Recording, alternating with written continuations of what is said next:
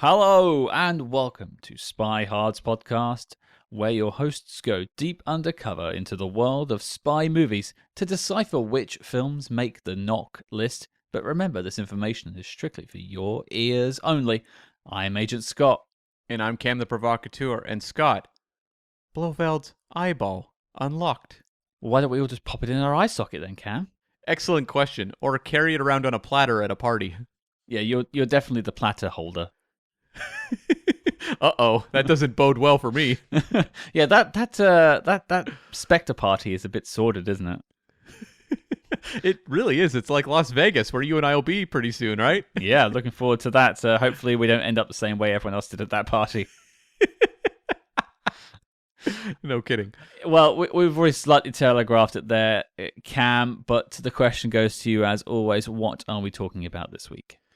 Yes, Scott, I have to bring back a popular trend on SpyHards. I have not gotten to go to this well very often during the popular? Daniel Craig era. It's very popular. We've had requests for more of them, which is Your mother doesn't count. The singing of the Bond title, which I was not able to do for Spectre, Casino Royale, or Quantum of Solace. But this week we are tackling 2021's No Time to Die. And the rest of this podcast will be done in the Billie Eilish sort of wispy voice starting from now. I did the best I could. It's actually very difficult to do, which is why she is a multimillionaire and very talented, and I am not. I can't disagree with that assessment, Cam. Mm-hmm. There's a lot to unpack with this film. A lot to talk about.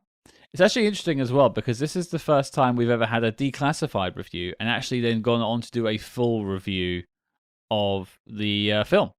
So it'd be interesting to see how this pans out. Yeah, I'm looking forward to the Without Remorse revisit. Perhaps with that one, Cam, you might actually find some remorse.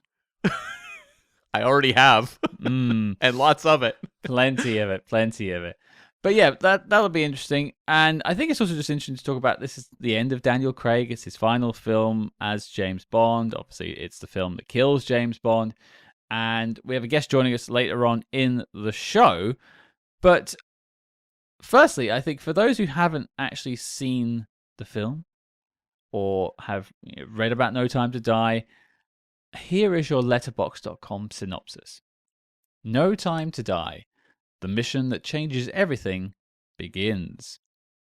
Bond has left active service and is enjoying a tranquil life in Jamaica. His peace is short-lived when his old friend Felix Leiter from the CIA turns up asking for help. The mission to rescue a kidnapped scientist turns out to be far more treacherous than expected, leading Bond onto the trail of a mysterious villain armed with dangerous new technology. I have two notes. Mm-hmm. Number one, the tagline stinks. Number two, this is only the second Bond film in the history of the franchise where it makes sense to mention Felix Leiter in the synopsis. What's the first time? That would be License to Kill. Ah, of course, yes, the leg incident. Yeah. I guess you could maybe make the mildest of arguments for mentioning him offhandedly in a Dr. No synopsis, but other than that. No, I mean, just so you can write Jack Lord. That's always fun.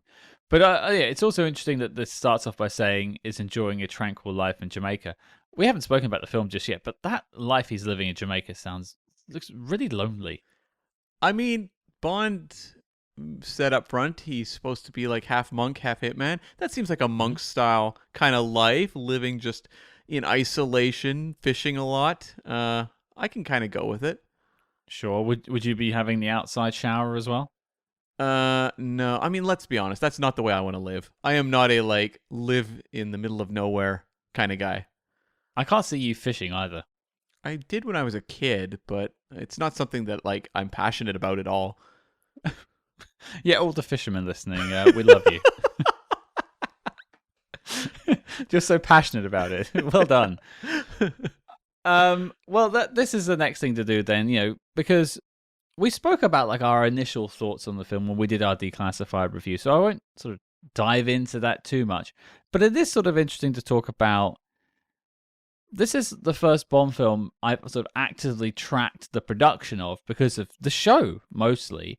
I mean, the film was announced before we started the show, but I think the show had started well, during lockdown, after the first release date was moved, so we were paying a lot of attention to this film's genesis.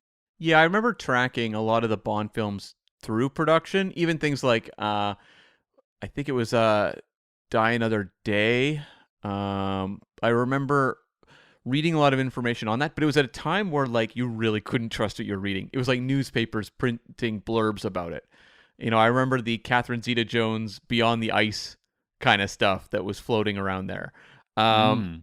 And with this one, yeah, I mean, I can't say that necessarily I was following it closer than I was with Spectre or Skyfall or the other Craig films, but it was the one where I had the most, I guess, importance attached to it because we were tracking it, on the show. It was just offhandedly coming up in conversations about Bond. Yeah. And we knew that when this movie came out, we would be making something of a deal about it on the show. So I was, I guess, even more so personally invested in the kind of making of a Bond film than usual. And plus, we're in discussions online when it was, the trailers were coming out and they were releasing posters and things like that. So you would be exposed to a lot more things than necessarily you would have been as just someone who would see a trailer on YouTube. Yeah. And actually, now that I think about it, I often will mention with people, like, you have your Bond birthday, and it's the Bond movie closest to your birthday. Like for me, I would be, I guess, a For Your Eyes Only baby. I'm born in 80, but it's like the one that follows it is that was 81. So for you, Sure. what is your Bond birthday? Living Daylights, 1987. There you go. Yeah. And so, like, I think No Time to Die is the SpyHards Bond birthday movie. Ah, okay. What a way to connect us. It's the one that blew him up. Is the one we're connected to. That's Actually, right. That's very much us. That is appropriate. And so when the podcast goes off the air, it'll be like the worst Bond movie ever. It'll be like Casino Royale 67 Part 2. That is very much us. Well, Cam, let's talk about that genesis, that prolonged period of maturation that No Time to Die went through. Can you tell us a little bit about how we went from Spectre to here? Right. So, like, Daniel Craig on the press tour for, like, Spectre, it was very clear this man was not passionate about making another Bond movie at that point. I believe he said he would rather slit his wrists than make another Bond film. And yet... Slightly dramatic. And yet, that's like 2015 when he's on that press tour, and they started developing this movie in early 2016. So they really weren't taking what Daniel Craig was saying that seriously. They were just stuffing his mouth with money. Like, shh, shh, shh, shh, shh, shh, shh. It's okay. It's okay.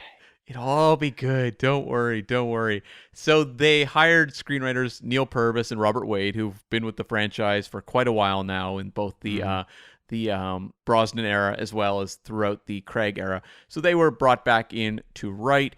At that point, there was 3 names being floated as director, and it was pretty publicly acknowledged. And those 3 were Yann Damage, who had directed the movie 71, which was a thriller. I don't know that he's done that much since that jumps out to me. He's definitely the least significant name of the 3. So it was him, David Mackenzie, who directed Hell or High Water, and that movie had gotten like some Oscar noms, so it was pretty. It was held in very high regard. And then also Denis Villeneuve, who was the most prestigious of the 3, but I mean he ended up doing Dune, and he chose that over No Time to Die. And I think history worked out okay.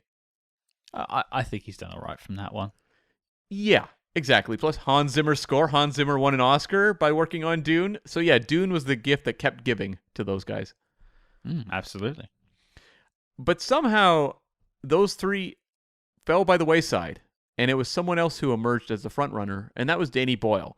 And he had, of course, a bit of a Bond connection. He had directed those incredibly popular Olympic spots featuring Daniel Craig and the Queen that were really Bond-themed and really captured the energy of the franchise at that point in time. And, I mean, he is someone who I feel like has just been around for me so long that just saying the name Danny Boyle, you don't even have to explain him that much. But, British director, really burst onto the scene in the mid-90s with Shallow Grave and Trainspotting, and has become one of the most interesting directors we have out there, doing movies like The Beach, Slumdog Millionaire, 127 Hours, Steve Jobs, the sequel to Trainspotting, T2. So he's a director I have a lot of time for, and one of the things that was kind of attached with him joining the project was that he wanted to work solely with screenwriter John Hodge, who was a frequent collaborator of his, who had written Trainspotting and Shallow Grave, and also, actually, more recently, not associated with Danny Boyle, but wrote the Ipcris File TV miniseries. Okay. I haven't really caught that yet, so I haven't got much of an opinion on it, but hopefully it's nothing like the movie. Fair. Hey, how dare you? How dare Almost you? had you there. Almost got you. Yeah. Got you. So the idea was Hodge would have sole screenplay on this one, and Sure. so Neil Purvis and Robert Wade went their separate ways and were not at this point in time attached to work on No Time to Die, or the movie that would become No Time to Die in the future. Mm-hmm. So what happened was Hodge's first draft, which was set in Russia and featured James Bond having a child, that was given the green light. And so Danny Boyle was locked to direct, and they had a December 2018 start date with Daniel Craig, who they had convinced to come back and had announced his return on TV to much fanfare. He was muffled with the money in his mouth. I'm back as James Bond. Yeah, okay. So the story of what went wrong, I feel like, is still kind of lost. And it's the sort of thing that I'm sure, 20 years from now, they'll do an update on like the Bond Archives book or something like that, where they have all the details. It's going to be a while, I think. They're going to lock away a lot of this information in the Eon vaults for a while. But there was at the time theories that Danny Boyle was leaving because he wanted to kill James Bond. And I think that has proven to probably not be the case, because it would seem that Danny Boyle would have been doing exactly what Eon wanted in the first place. So I don't think that was the cause. There was rumors of villain casting. Danny Boyle has just said it was about kind of developing that draft that John Hodge had written. And the directions they were going, I guess they were just having creative differences, and it just fell apart. It is a tough one, because this film is serving a lot of different stories and threads from previous films. And maybe his idea was to come in with his writer and just have his own story. But I could see there being a lot of pressure from above, and it has to have been, to acknowledge stuff like Madeline Swan Inspector, and to acknowledge Blofeld, and pay off all this stuff from like the first 4 films. And I can see a lot of directors just kind of wanting to have their own vision. Yeah, like, I don't know the intricate details. Like, did Danny Boyle want to cut loose all the, like, Madeline and Blofeld stuff? Like, I'm not even sure. Yeah, I don't know anything, and I'm just hypothesizing. But Yeah. as a creative person, I can understand them feeling constrained by what is already a hefty weight around the neck of this film before you've even started writing it. Yeah, like, I would not blame Danny Boyle at all if that was something he wanted to do, was just move on, because I think a lot of filmmakers would have wanted to move on from, Spectre was not received the best. So, like, why are you holding on to kind of these vestigial tales of a movie that wasn't ultra popular? For sure. Yeah. So they needed a director badly, and they wound up getting writer-director Cary Joji Fukunaga, who is a California-born Japanese-American director who really burst onto the scene in 2009 with the movie Sin Nombre, which was an independent film shot in Mexico, and he proceeded then to just do a lot of critically acclaimed projects. He did an adaptation of Jane Eyre, he did the first season of True Detective, the film Beasts of No Nation with Idris Elba, as well as the miniseries Maniac. And he'd been looking to do something, I guess, a little more mainstream, because he had been attached for quite a while to the movie It, the Stephen King adaptation. And he had cast Will Poulter as Pennywise. He had a take on it, and just old creative differences sprung up again, and he fell out with that. So Bond actually wound up being, I guess, his first big mainstream project. I whenever I hear creative differences, I always wonder what the actual conversation is behind the scenes. But considering what we got in part 2 of It, well, I would have actually taken anyone else's interpretation of that story. Yeah, I would be curious about Will Poulter as Pennywise. That could have been interesting. But, like, yeah, I agree. They did not crack It as a whole. I think part 1 they did, but not part 2. I think part one's very successful, but as soon as the adults get involved, it just lost all of its magic. It's kind of the problem with It. The book cuts back and forth between the two throughout the entire story, versus like segmenting them, as the kids in one movie and the adults in the second. The adult stuff is not as interesting in the book. So no.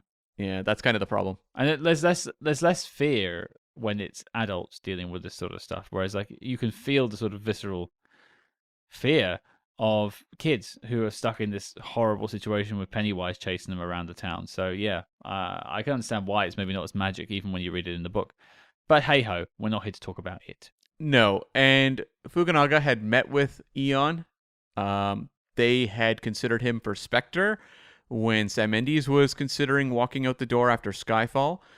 And he'd also like met with them, I think, a separate time to discuss relaunching Bond. Because Fukunaga is probably more of a general meeting, but had some ideas as to how to reboot the franchise with Craig moving on. And ultimately wound up getting hired to do No Time to Die instead. I don't know what the future would have held, but Fukunaga, there's been allegations about him, and he's not worked really since those allegations kind of came to light. Mm-hmm. But I do wonder at the time if it was a little bit of a, you kind of bail us out for No Time to Die, and we will be very interested to hear what you have to input about a relaunch. Like perhaps you're directing the relaunch. No, that is a easy way of explaining how that relationship was perhaps set up to be. I mean, I'm sure he's off selling timeshares with Armie Hammer now, but there was a moment in time where he was sort of the golden child of the Bond universe, really. He was, yeah, and it was a very exciting hire. I remember being absolutely thrilled when I read that he got the job, because some of the other names that I mentioned earlier, it's nothing against those filmmakers. They just don't excite me to see their name attached to it. Safe hands. Like, I'm sure Danny Boyle would have given this a very interesting film. Yeah. And it would have been very competent. But I don't know if Danny Boyle's done anything for a long time, really, that has excited me. I think Danny Boyle would have excited me just because he is someone who's so unique. He's never going to make a movie that feels like anyone could have made it. Sure. But when I heard like names like Yann Demange and David Mackenzie, I was like, I guess, like, I've liked some of their work, but they aren't names that if you tell me they're making it, that I'm like, oh, I can't wait. But then again, Bond has excelled in steady hands in the past. I mean, John Glenn is a beloved director to Bond fans, but in filmmaking circles, he's not renowned for his direction. But he knew how to make a good Bond film. It's very true. It's an excellent point. And so what happened was Fukunaga is hired and is also co-writing the film. And so they bring back Neil Purvis and Robert Wade. And so the three of them are kind of working together, trying to bash out a story for this movie that incorporates all the Spectre stuff they need, plus a proper wrap-up to the story. I can only imagine. And in 2019, they started bringing other writers to help out as well. Paul Haggis, who had worked on Casino Royale and Quantum, came back, as well as Scott Z. Burns, who worked on The Bourne Ultimatum, Contagion, Side Effects, a number of Soderbergh films, actually. Sure. They both were added to the party. Whether they contributed anything that wound up in the finished product, I don't know. They are not credited on the film, so maybe even just been spitballing other ideas that just never came to pass. Yeah, Bond's films of the Daniel Craig era seem to have this way of amassing writers. It's not uncommon in big franchise movies to have these like lists of writers, but I don't know that it's the best practice either.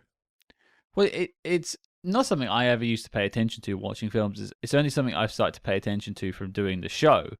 Is like, it's like when you see a TV show that has like 10 exec producers. Yeah. Like your hairs start to stand up a little bit like, oh, what does this mean? And when I see so many writers, that old meme of the song Too Many Cooks starts playing in my head, and I get a bit worried. And let me tell you, from the point of view of SpyHards podcast production, when I'm putting together notes for these behind the scenes, there's nothing I like seeing less than a list of like 5 writers on something. Is that because you have to go and read all their backstories? Yes, exactly. I see one writer, I am just doing cartwheels. It's instant knockless, isn't it, basically? Pretty much. Is one writer or less than 90 minutes, you're on the list. That's the integrity we hold this list. How quick can we get out of here? So it seems like figuring out the story of No Time to Die was incredibly stressful and overwhelming. And Fukunaga said that at one point he was even like, he just summoned up this idea of like, what if the whole movie is basically a fantasy caused by the needle to the brain that Bond took inspector in the torture chair that Blofeld was holding him in. And so partway through this movie, probably towards the end, he wakes up and he's still in that lair, and the entire thing was the torture. I can imagine a lot of people waking up and screaming when that moment happens. I think that would have been a more controversial choice than blowing Bond up. Yeah, I agree. I kind of love the loopiness of it, but I also understand how something like this only happens when you are pulling out your hair trying to figure out a story for this movie. Also, I don't want to have to experience Christoph Waltz with no socks on again. Fair. Totally fair. So at a certain point, they bashed basically the plot of the movie together and a story structure. But due to Craig's demand, they brought in Phoebe Waller-Bridge, who Craig was a big fan of for her work on TV shows like Drifters, Fleabag, Killing Eve. And he wanted more of a polish on this script. And she does have a credit on the film, so she contributed quite a bit. But her primary goal was to work on dialogue, character development, and humor.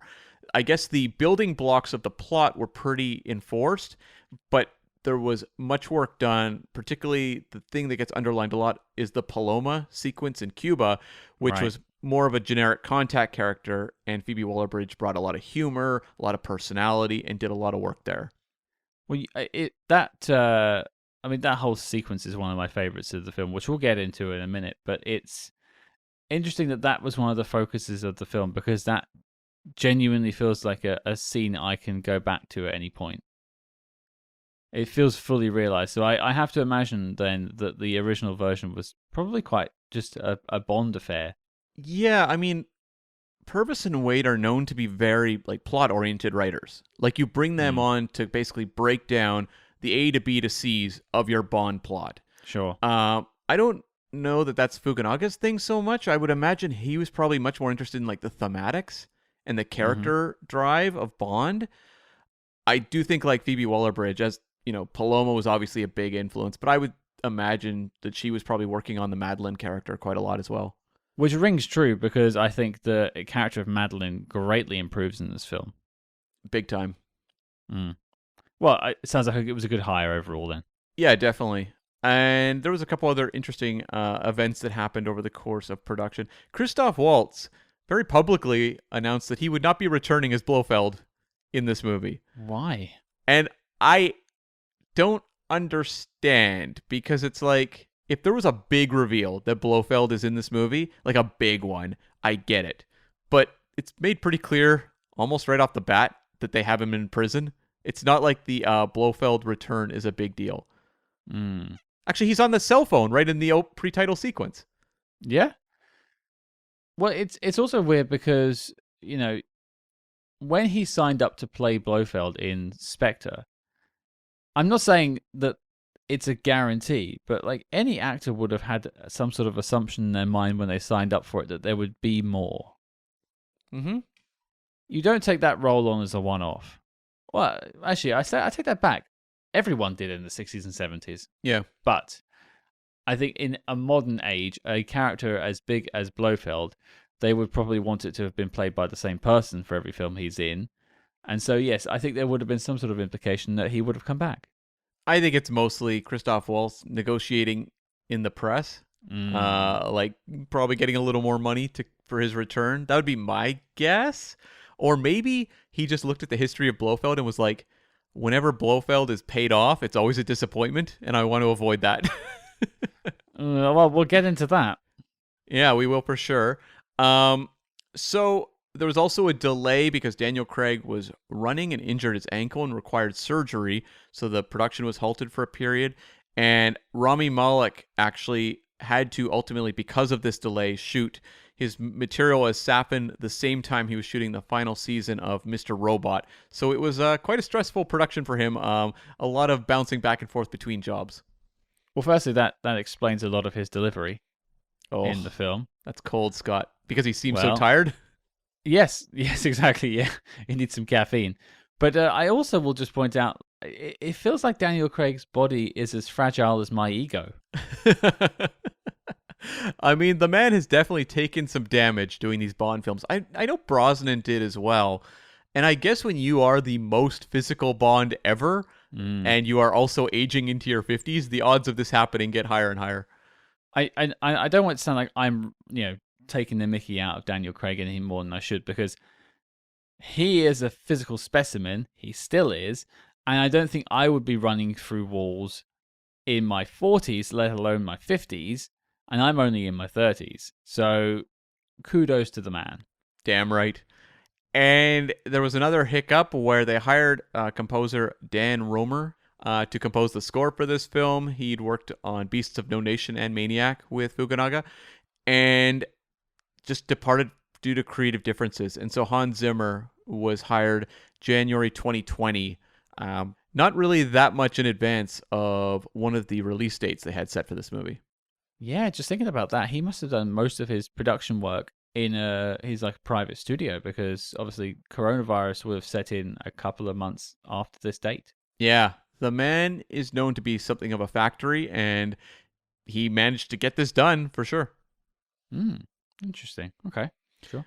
And Fukunaga had a amazing quote about just like the entire production and dealing with creating the story and just all the hiccups, where he said, "I felt like I was turning into Mr. Burns from The Simpsons, shriveling into the earth." There's I take that as like a comment on like the pressure a little bit. It's like he's sort of that. Is that what he's getting at? I think he's just talking about how exhausting the entire process was of making the movie. Sure, sure. I that makes sense. My question would be then, if he's Mr. Burns, who is Smithers? Michael G. Wilson? Yeah, I guess he's sort of like looking over the whole time whilst commenting on everything. Maybe the voice is a little similar too, actually, now that I think about it.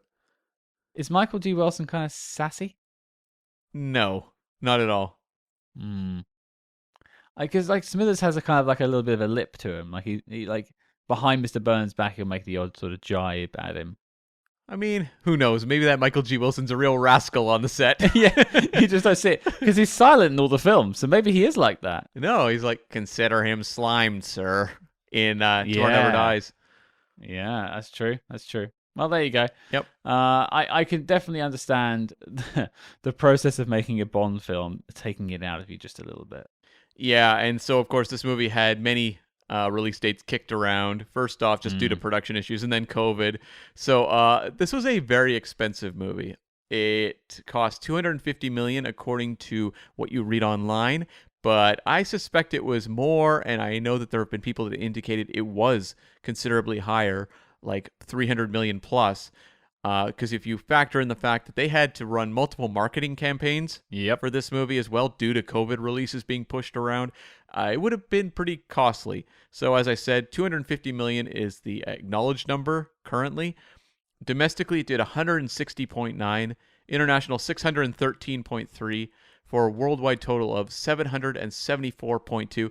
I mean, definitely very good money. And also, this is kind of early-ish in the, easing of the pandemic, where people aren't necessarily racing back to theaters. So this movie was, with that taken into account, a pretty big success. Yeah, when you look at it that way. And also, I was just doing that sort of mental math, because they always say online, if you double the budget, that sort of solves the marketing. Yeah. But obviously, this had a prolonged marketing cycle and several like big promotions. If it only made 700, I wonder if they actually barely made any money on this film. I think that might be the case. Crazy. And it was, in terms of box office, a step down from Spectre and Skyfall. Skyfall had the Craig era's highest point with $1.1 billion, but Spectre had done $881 million, so also like very massive. This movie's, like 100 million, just over 100 million less than Spectre, but it is above Casino Royale, which did 616, and Quantum of Solace, which did 589. I wonder if adjusted for inflation, those would be a bit different. Well, they obviously would, but like I wonder how far they would be different. I think if you were to account for Casino Royale at 616, that might be higher. Yeah, I think that's like 8 maybe. Yeah.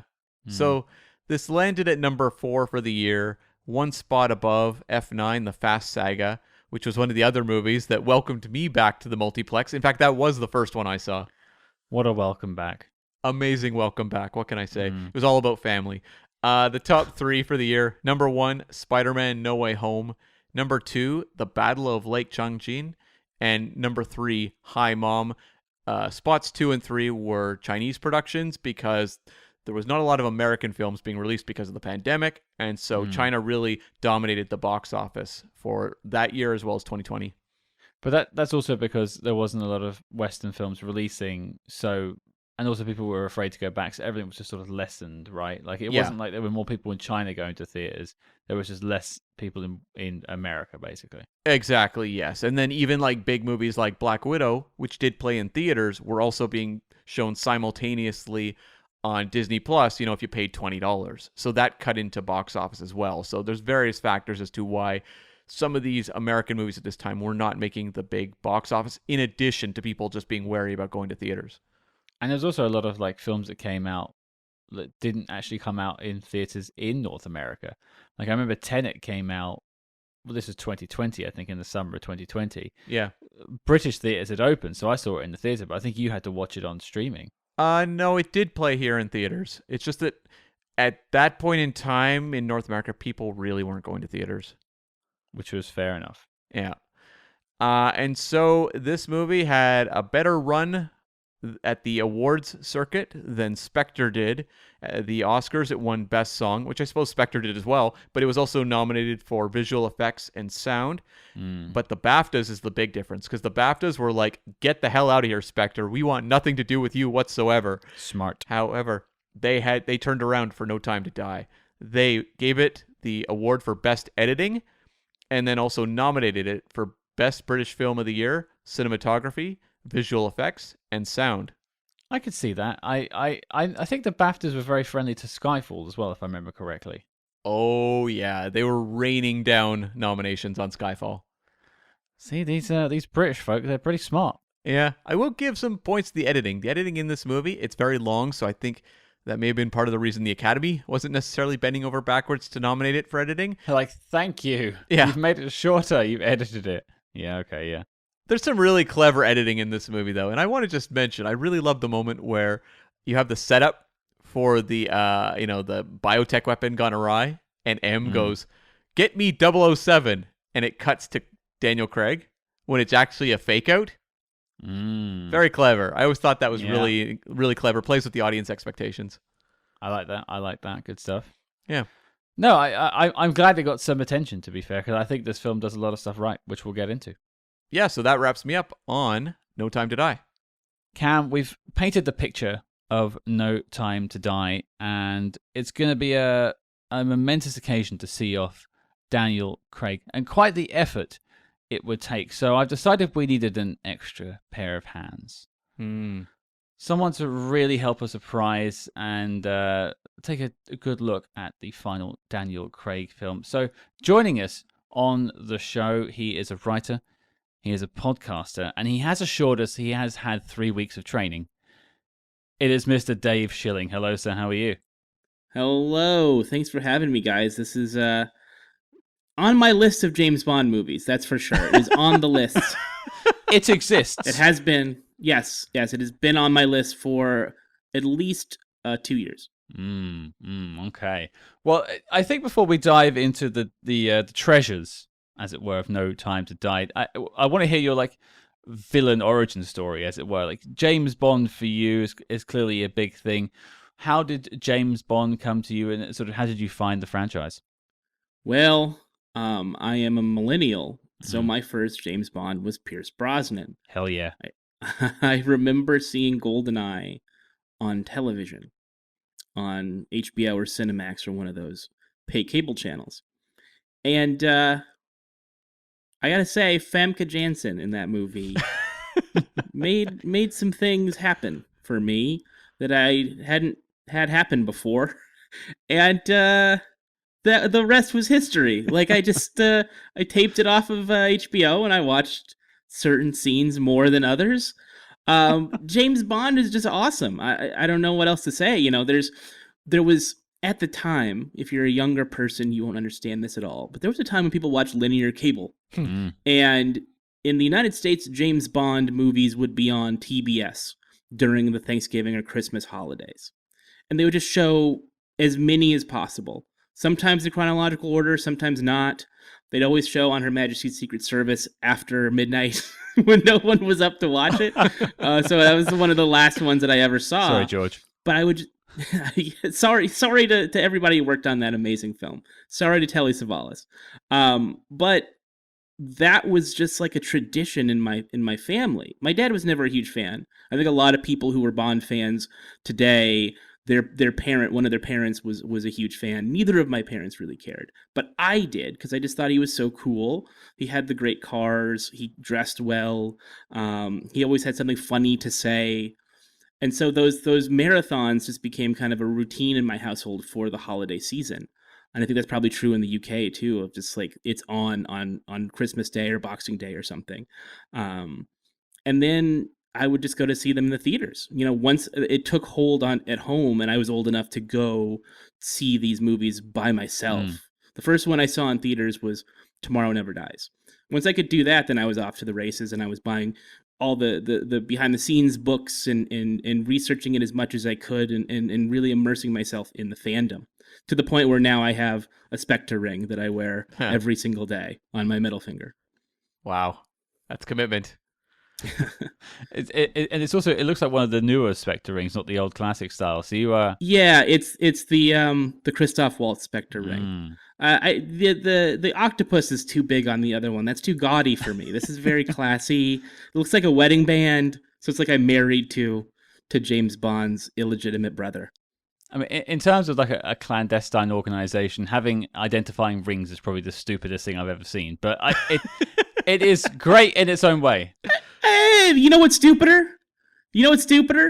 Lapel pins. Quantum had lapel pins. They did. That's why true. did they? What? I guess at least for that was the invite. Like that proves when you go to the secret party, to the secret opera where all the bad guys are doing the business. At least it's like, oh yeah, that guy must be in the deal because he's got the pin on. But it's weird that they're printing merchandise. It's funny, they so often talk about how Bond is a really bad spy because he just walks into places and is like, hey, I'm James Bond. It seems like most of the organizations he goes up against also aren't that bright. No. It's all about branding in the James Bond universe.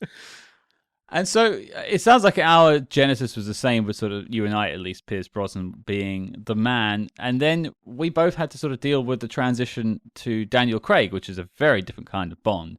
How did you find that transition period? It was not easy. I was very skeptical. To be fair, I did not particularly enjoy Die Another Day. It felt like the bottom had dropped out of the franchise by that point. Pierce was starting to get Roger Moore old. Mm-hmm. Like there's old and there's Roger Moore old. Daniel Craig never got to be Roger Moore old because of human growth hormone or something. I don't know what it was. I'm not saying I know anything. He's a lovely man from everything I've heard, but he's got all of the science and medicine and all the things to stay in elite tip-top shape that clearly Pierce Brosnan did not have access to because he just looked like an old guy in that movie. And so it was clear that the franchise needed a jolt of energy. And Barbara Broccoli always talked about, like, after 9/11, we thought, how can we keep making these silly movies? Well, they made Die Another Day. So that was after 9/11. But it was clear it needed a reboot. It needed to kind of dust off the sillier aspects of it and to align itself more with what was popular at the time, which was The Bourne Identity and 24 and all of these very grim and gritty spy tales. And Daniel Craig was blonde. So it was like there's a lot of changes going on. He's a blonde guy. It's clearly gonna be more serious. There wasn't really like a lot of kind of reading material for Daniel Craig. Layer Cake obviously was his breakout. He was in Tomb Raider, but you couldn't say like, oh yeah, Pierce Brosnan did Remington Steele, very funny, very charming, perfect James Bond. Roger Moore had been in The Saint, perfect. Let's get him in there. There wasn't that grounding, that basis for him to be a perfect Bond. When you saw him in the tuxedo for the first time in that press shot, where he's got the Walther PPK with the silencer on, and his hair is kind of like it's still blonde, but they've made it look darker. Yeah, I was like, it doesn't fit him. He doesn't look like a guy who should be wearing a tuxedo. So I was like a lot of Bond super fans. I was skeptical. Obviously, I was proven wrong when I saw Casino Royale. And what have been your thoughts, or what were your thoughts at the time of kind of going through the journey up through Spectre? Were you content with where the series went with the relaunch? It's a great question because it's hard to remember how long he was in the role Yeah. and the time periods between each movie. Like there were periods of time like after Quantum, you're not sure what's going to happen next. MGM's going through all kinds of problems again. And then we come back for Skyfall, and so there was all this time between the two halves of the Daniel Craig portion of the franchise, where you've got those first two, and Casino Royale so great, and we all loved it, and it was a return to the basics of Bond, and Martin Campbell did a fantastic job with that. It's a shame he never got to do another one. And then you get Quantum, which is a weird side tale, almost like a short story as opposed to a full-length Bond adventure. And it disappointed everybody. I'm still disappointed by it. I've come to like the song. I don't know how you guys feel about the song, but I like the song now. Well, thanks for coming on, Dave. Appreciate your time. It's grown on me. I don't know. It's kind of catchy. Do. It's catchy. It's not my least favorite. It's True. not my least favorite Craig True. song. Yeah. I agree with you on that. We'll talk about the song later, but those two were these two polar opposites of one that everybody loved, one everybody hated. Mm-hmm. You get Skyfall, which is, I think, still one of the best Bond movies ever made. Just a perfect adventure. Forget about all the logic problems. Guess what? It's a James Bond movie. If you're watching a James Bond film for logic, I ask you to go do anything else. Go touch grass if you want to look for logic in a Bond movie, for God's sake. And so it was that high. Like, I think the third Bond film is often that actor's best one. If you go back to Connery, we can debate From Russia with Love and its quality. I think most like old school Bond fans really love that movie. But Goldfinger is the gold standard, pun intended, of that era, because it was a thing that really solidified and crystallized all of the great tropes of the Bond series, the car and Q and turning one of the villainous women by sleeping with them, and then another one, and then you get the final girl at the end. All of that really just comes together in that movie. And then you think about Roger. Obviously, Spy Who Loved Me is a superb movie that continues to play. Some of those Roger Moore movies don't age well. Live and Let Die being number one. But that movie is so great, and they'd figured out that formula, and they were able to go off and do more. Obviously, Dalton never got one. Pierce kind of breaks my theory, because I don't know how you guys feel about World Is Not Enough, but I think it's pretty disappointing and kind of long. But for the most part, by that third movie, you've shaken it out, and you figured out what you want to do with the character and how that portrayal is going to be unique. Skyfall was that for Daniel Craig. So everything that came after is similar to Roger Moore, Sean Connery. It gets bigger and it gets dumber. And there's no way to come back, right? Once you've hit your peak, it's now just, how do we make a bigger, stupider movie? How do we blow more things up? How do we paint more beautiful shots? That's fine. But once you hit that high, it's really hard, that all-time high, if you will. It's really hard to come back and do it again. And so that's how I went into No Time to Die feeling like, well, this is going to disappoint me. Right. Okay. So it had... I should say Spectre, I hate. I should say, I feel like I skipped over it because I don't like talking about it. It's a horrible, horrible movie. I can't say Cam and I are particularly big defenders of Spectre either, although I will go to battle for Quantum a little bit, because I think it's trying to do something interesting at least. Yeah, it's a nice diversion from the norm. It still tries to find ways to do the formula, but it's very different and has a different energy. But I just think Spectre just fails in every way, and whatever ideas that Sam Mendes had, he put into Skyfall. Everything else was just like, I don't know what to do. I have no clue. And there was obviously a lot of strife within Sony at the time with the hacks and all the things coming out, and the budget was exploding, and Daniel clearly was kind of over it at that point. It's just a failed opportunity to do a thing that Bond fans wanted to happen for decades. We wanted Spectre to come back. We wanted Blofeld. This is a huge opportunity to give Bond his greatest nemesis again. And it's in every way, it just stubbed its toe in every situation. I can't find any fault in the argument, and I think you sort of talk about the expectation of No Time to Die. It kind of leads us beautifully into let's just talk about it a little bit. I think we should just sort of get it out there in the open. Cam and I briefly discussed earlier our sort of experiences watching it sort of grow and the marketing, everything beforehand. There was a lot of putting off the release date because of COVID and stuff like that. And then it just sort of happening and landing, and all of us have to sort of deal with the consequences of the film, especially the choice at the end, which I'm sure we'll talk about. But Dave, I want to throw to you first before sort of Cam and I get into our thoughts now. But looking back at No Time to Die in 2023, now you've had time to sort of digest and ruminate. What do you think of the film now? I've seen it quite a few times. I saw it one of the first special press screenings that there was in Hollywood was this movie. And I was in a mask and I was taking notes and I was like, oh my God, a James Bond movie. I'm seeing it. It's finally happening. And I was distracted by am I going to get sick the whole time? Oh, yeah. And I'm watching this story about a horrible virus and don't touch me and all that stuff. So it was a weird experience. And then I watched it again on Blu-ray at home.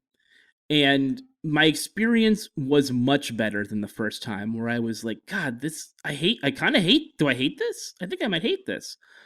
The second time around, and then in subsequent times later, I've come to appreciate it more. I think it's a really good summation of James Bond, but specifically Daniel Craig as James Bond. Mm-hmm. Not to jump too far ahead to the ending, but I think it's crucial to my argument, my theory on the movie, is that it is a movie about James Bond finally doing one good thing.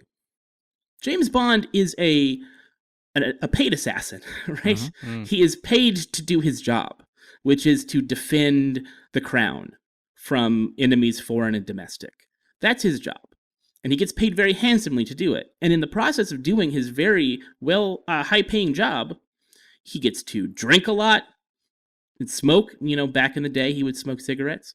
He gets to have a lot of sex. He gets to kill people. He gets to drive around in fancy cars and be fun and exciting and cool, Mm-hmm. right? It's all kind of selfish behavior. There's no altruism to James Bond. He's not going around giving $20 bills to unhoused people or doing the telethon on Memorial Day or something. There's no such thing as James Bond going out and doing a nice thing for somebody. But that's why we watch them, is because it's just this pure egotistical guy who tells everybody his name all the time, going out and destroying stuff. Well, it's hedonism, isn't it? It's hedonistic. It's purely. it's that lifestyle you kind of want to lead, but none of us could lead it because I think, we probably end up with venereal diseases and cast away by society. Yeah, every great hero in literature, comic books, movies, they tap into something that we all want. Superman is the most moral character of all, right? Mm-hmm. He's purely good, and he gives of himself. He's like Jesus, right? Or Moses, or whatever biblical figure you want to reference. Superman is pure, unpolluted good. Batman is this character that needs to get revenge. They feel like the world has slighted them, and they want to go out and Batman wants to go out and change things because he feels like he's been wronged. Sherlock Holmes is just really smart. He's the smartest guy, and you want to be smart. You want to understand things and be more clever than everybody else. James Bond is the guy who has the most fun. And that's the appeal of it, is watching somebody have a lot of fun and be very cool. But there's a dark side to that. The reality of that is that person would be terrible. That person is Andrew Tate or someone of that nature who's no, I'm a misogynist and I hate women and this sucks. That's the reality of what James Bond would be if you stripped away all of the cool movie aspects of it. Mm. What these films did, the Craig arc, is to take him from this cold, diabolical, selfish person, break him down, open him up through Vesper, right? Vesper is the one who's like finds the humanity inside this guy. And then she turns on him, and then he turns cold again. And so from Quantum through to No Time to Die, he has a hard time trusting. So he, by nature, has a hard time doing the right thing because he feels like he will be taken advantage of. So he has to get what he needs. In this movie, finally, James Bond says, I am going to do the right thing. I'm going to sacrifice myself, not just my money, not just my car, not just my time. I'm going to die. I'm going to die because I want someone else to have a better life, my child. I have something more than just being James Bond. And that's why it had to end this way. As many old school Bond fans say, oh, it sucks because he has a kid and he's not supposed to die. He's supposed to live forever. It's like, well, they're making a movie about a real person who happens to also be a super spy. He has to answer for his crimes in some way. And his crimes are legion in this series. You know, James Bond can be a cartoon character, and that's what's fun about him, and that's why I love him. But also, the mission statement of these films was, let's do him as a real person. So that part of it I really like, and I think that's why the movie has grown on me since I saw it the first time. I was just sitting here sort of reveling in what you were saying and sort of unpacking it. And I think I'll jump in myself, Cam, and as sort of as a response to Dave there, because I wholeheartedly agree with everything you've just said. And I think you've maybe sort of distilled my thoughts into far more eloquent sentences than I could have ever come up with. It's interesting. You know, my initial reaction to this film was, oh, it's okay. Like it's okay. Like it fell mid range. It probably, if you told me to rank the Bond films, it's probably falling at like 15, 17, 18, something like that. Mm-hmm. But every time I think about what this film stands for and what this film was trying to achieve, maybe not successfully at all points, but the narrative is trying to go for something overarching. I think this film pays off Daniel Craig's Bond. Yep. About as perfect as you're ever going to get, which is such an ask because endings are the hardest thing to write. Yeah. We've seen it fail so many times in movies and TVs. You just look at like Rise of Skywalker or something like that. You can really whiff an ending. I think they paid off so well. He gives himself over and trusts someone by the end. And trust is a big thing that's played through all of his 5 films. Who do I trust? You know, Spectre, Mr. White, Vesper Lynd, all these people. He doesn't even trust Madeline at the start of this film. But by the end, he's like, I'm going to trust people like Naomie to take care of it and to bring them home. And I'm going to do the right thing. And I feel like it's magic that they managed to get this in this popcorn film. There's a little bit of depth to it. I don't think Bond has ever had that amount of depth. It's had brushes with it. You talk about, you know, George Lazenby with Tracy. I think there's been a bit of depth there. A few other times we've seen it, you know, with Isabella Scorupco in GoldenEye. A little bit of depth of the character there as well. But I'm for people who don't think Bond should have died, I think I understand that sort of hesitation and that want to be part of that sort of more fun, frolicking era of Bond where there aren't consequences to actions.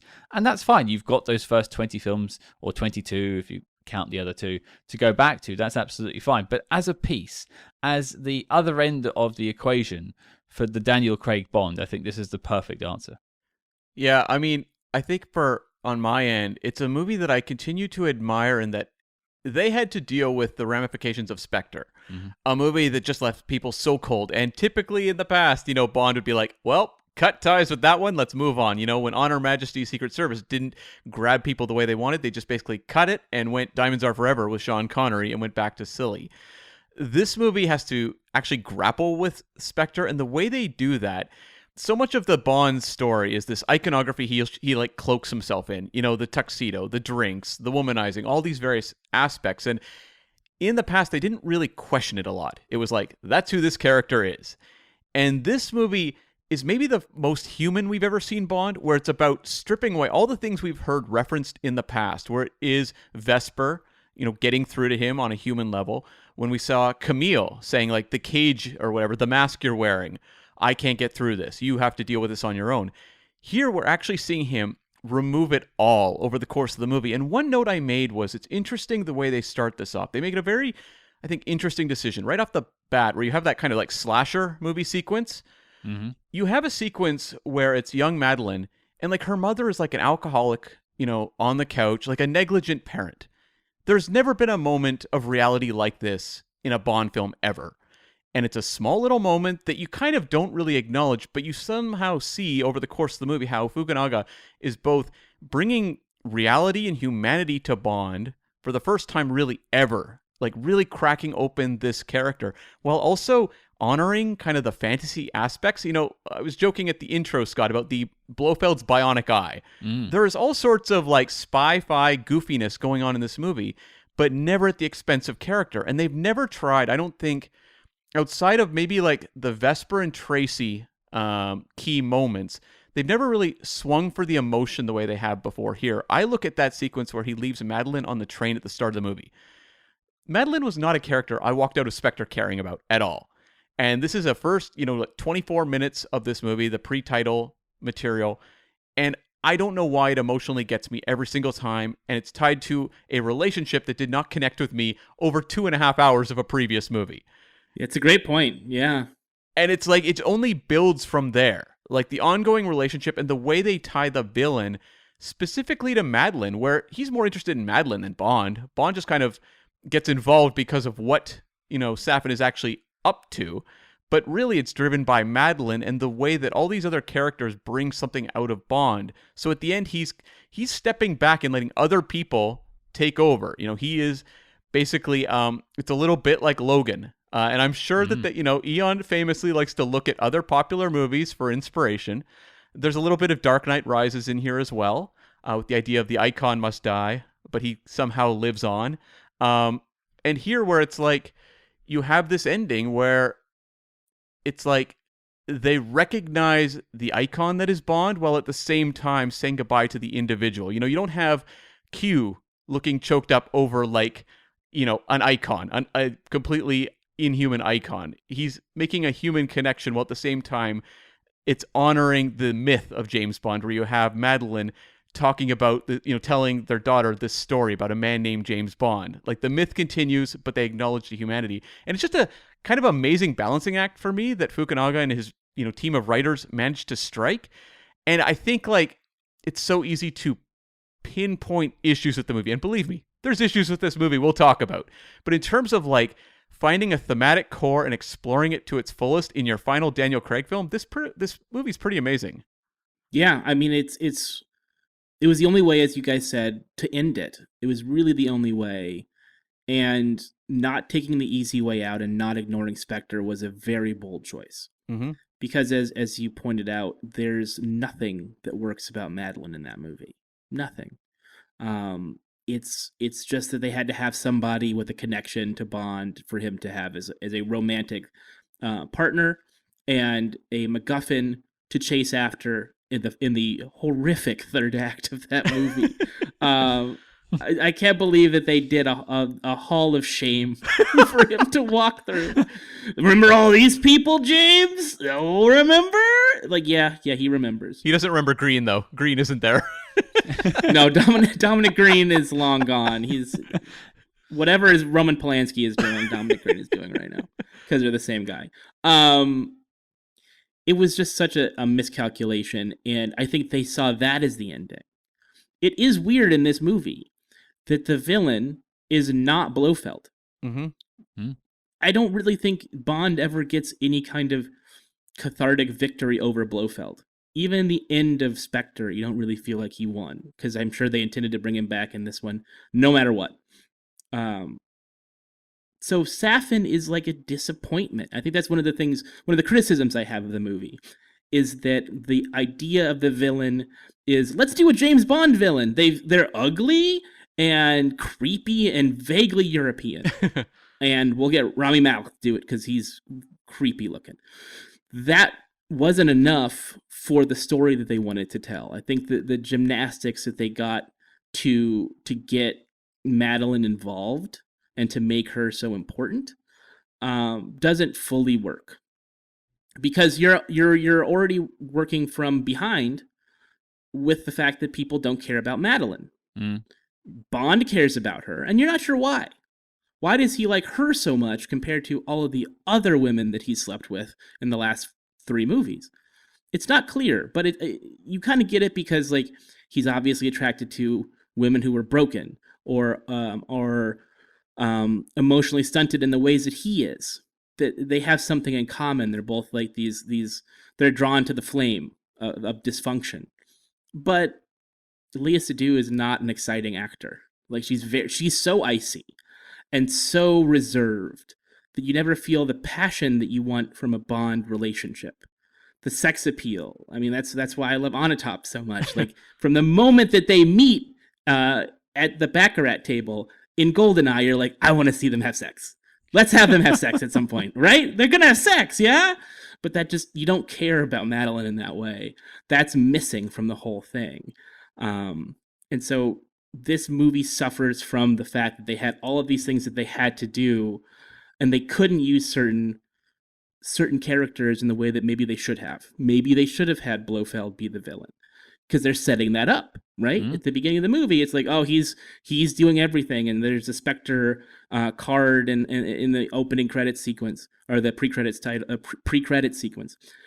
But then they kill him off, and we move on, and Safin's now the villain. It should have been a bit more satisfying. It should have been something where Blofeld and Bond could finally have that tete-a-tete that they sort of have, the dialogue that they have in the jail cell is close to where they should have ended, but they couldn't because the moment had passed. They had gone so far in the direction of bad with Blofeld that you can't really dust him off and bring him back because the audience is like, oh, this guy again. I hated that movie. He's going to talk about meteors again. I don't want to hear this. Yeah. Cuckoo, cuckoo. Oh, stop it. Well, I appreciated, though, that like when they bring Blofeld in, first off, amazing entrance. I think Blofeld gets one of the great movie entrances in this film for these Bond films. But like, I appreciated that ultimately they gave Blofeld kind of like a Khan in Star Trek II moment where he goes to his death thinking he succeeded. Yeah. He feels like he took everything away from Bond and dies after he's poisoned. And Bond doesn't get any sort of satisfaction at the death of Blofeld.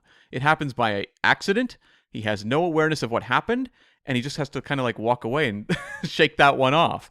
There's never any like resolution there. So I kind of appreciate that they gave that to Blofeld. But like, I do agree it's the case where Safin is like kind of upset in terms of his function in the movie because you're focusing on Blofeld for so much of it. And when it's a final film, you want to have... There's a lot of moving parts here. A lot that they have to pull off. And I think like having one specific known in here, like a Blofeld as your villain you can focus on, would make other things easier than kind of building up Blofeld and then building up another villain in the second half of the movie. I mean, I want to see more of Spectre and their ability to control sheep in Italy. That's really what I want to know more about. I wish we'd seen crop futures and whatnot. Yeah, really important. Yeah. That's the sort of nitty gritty I need. With the Safin thing, and we'll get to dislikes in a bit. But like the thing with Safin for me was always like, that's the guy that killed Bond. Like, yeah, he was the one that did it of all the people that could have done it. But we'll leave that for now. We interrupt this program to bring you a special report. Attention, SpyHards, diehards. Independent podcasting, much like the spy game, requires considerable resources, whether it's research, equipment, hosting, or of course constructing a hidden moon base. We're putting out the call for your support. That's right, the SpyHards Patreon is the home to our ever-growing lineup of Agents in the Field episodes where we decode non-spy films from your favorite spy actors, and The Debrief, where we activate our billion-dollar brains and predict how the spy movie news of today will shape tomorrow. Cam, what have we got in our crosshairs this month? Scott, remember when Clive Owen seemed like a James Bond frontrunner? Well, it didn't come to be, but let's look at his 2006 triumph. And I'm talking, of course, about the sci-fi masterpiece, Children of Men. Get ready for some one-take wonders, people. So accept your mission and hop in the Helmmobile today at patreon.com/spyhards. But before Spectre agents intercept this broadcast, let's get back to the Spy Jinx. Let's talk about things that we did like. Let's go through I've got a long list of things I like about this film. Dave, I'll throw it to you first. Something you want to point out that you really like about this film. I love all the Felix Leiter stuff. Yeah. I think that Felix has always been subjugated in the franchise. Famously, there are like 12 Felix Leiters. There's like more Felix Leiters than Bonds. That's probably not true. Don't fact check me. But there's a lot of Felix Leiters, and it's always like a one-off. And like Jack Lord was Felix, and there's just tons of them out there that played the role, and they never really had the friendship that you would want. Mm-hmm. The friendship that was established in the novels. Like, that was an important relationship. I don't even know if they fully got there in these movies. One of the criticisms of this material is we didn't really get to see them have adventures and be friends. Like, well, yeah, we kind of did. They famously are in Casino Royale together, and Felix is really important in that movie. He's pretty important in Quantum. So there's enough there. But Jeffrey Wright is just so appealing, and they have a friendship chemistry that's really, really, it feels real. It feels authentic. It feels like they had been off on adventures for a long time, because Jeffrey Wright is just such a great actor, and he acts like an old baseball glove. Like, he's been around, he's seen some stuff, and you can see that from his performance, from his eyes. There's a world wariness to him, even in Casino Royale when he's years younger. So I love that part of it. Anna de Armas is great. I'll say that. I will say that she's a lot of fun. It doesn't amount to a whole hell of a lot, but it's a great sequence. It's the most Bond sequence of the entire film. It has all the little elements, and that's great. But it just doesn't mean anything. So it's kind of like, I liked it, but also I wish it had more substance to it. It's interesting that you point those two things out, because they are inherently connected in this film. As far as I'm aware, and Cam, you can correct me, and Dave, you can correct me as well. At one point, the Cuba sequence was Bond and Felix on a mission. Yeah. And then it was rewritten when they got Anna for the film. And to your point about Felix, I completely agree. I love Leiter in the Craig era, if you want to call it that. It's interesting. You look at like all of the previous Felix Leiters. We've had one guy who came back twice, but it's been a lot of like, they've been telling us that they're good friends and not showing us how good of friends they are, which is that sort of cardinal sin of, show don't tell. Whereas you get a sense of the relationship building over the 5 films, because you get the same actor repeat performance, and you have a fantastic actor like Jeffrey Wright. A wonderful thing to point out, and I think I like, and maybe this is sort of a meta-textual sort of like of this film, but I like the fact that it cleans the slate. It just throws everything off the table. So when we get Bond come back, or whatever this new iteration will be in the future, we haven't got to worry about, I wonder if Christoph Waltz is coming back as Blofeld. I wonder if Jeffrey Wright's going to play Felix Leiter. They're all dead. We're all gone. But they all get a nice sort of sign-off, like a Star Trek 6 sign the screen as the credits roll. We all get that little moment in the sun. And I like that he got to sort of end his story, which no other Felix has ever had the opportunity to do. He's the greatest Felix Leiter of all time. Not a hot take. What about Keck Linder? The great Keck Linder? No? No. It was David Hedison was... He's great.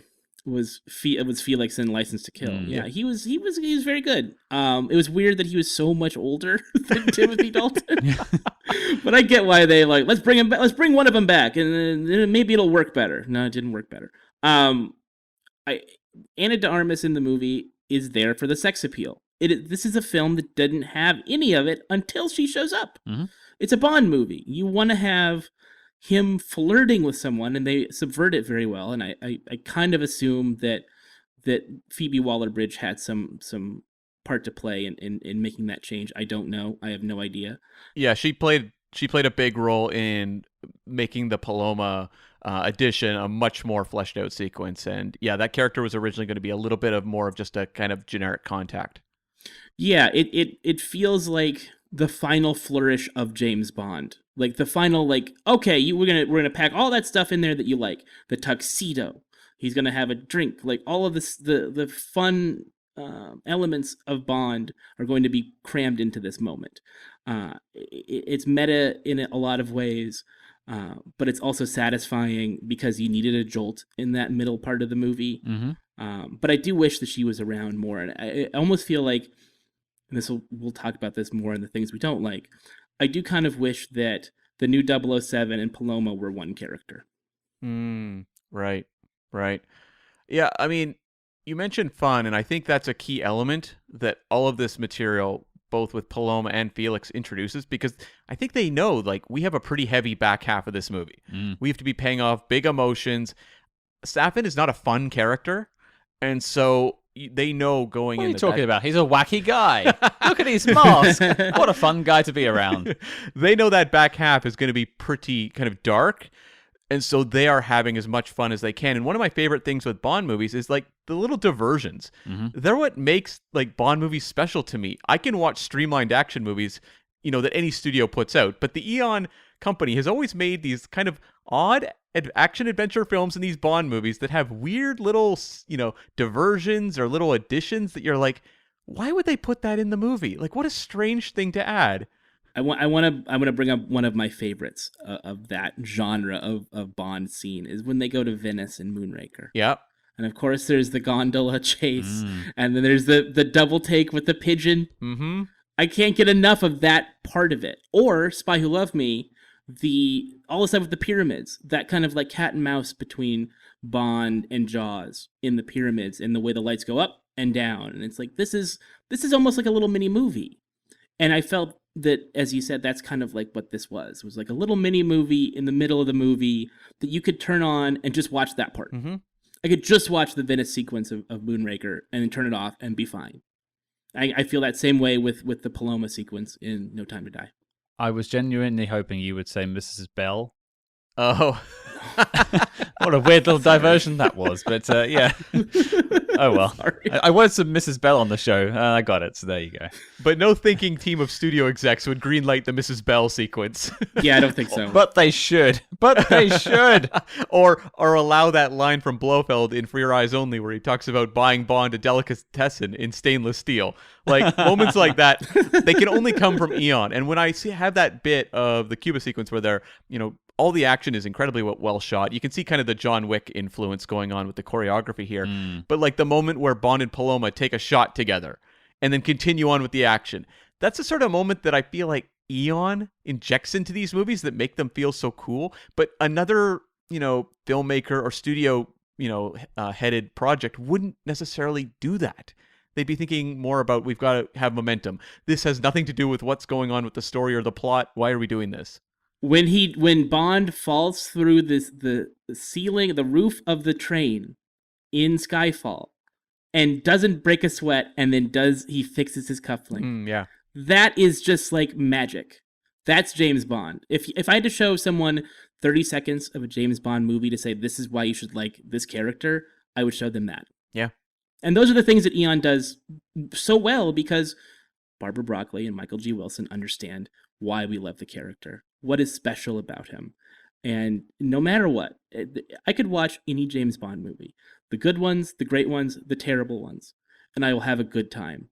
Because they take the moment and utilize the moment and give you those little things, those little nuggets of joy whenever they can. And you look at the pre-title sequence, the two halves of it, basically the slasher sequence with Safin stalking Madeline. I'm not sure I've ever understood the age difference between those two characters based off that sequence. Yeah, me neither. It's a little strange, but nonetheless, incredibly creepy and effective. And then you go right into the sequence with Bond and Madeline basically on vacation and then tying into all of these Spectre elements. Both incredibly well shot, feel very different. Like you were saying, about the, the Venice sequence in Moonraker, you could watch either sequence there of those two halves of the opening sequence, and it's like, this is like its own little mini movie. And I love the way that Fukunaga makes them all feel very different, have a different energy and vibe, but they feel cohesive with the whole of what No Time to Die is. Absolutely. And I think like one of the things I was going to bring up in terms of likes, I won't use it as mine, but I'll use it to sort of tie this together in a sense, is also just the visual look of the film.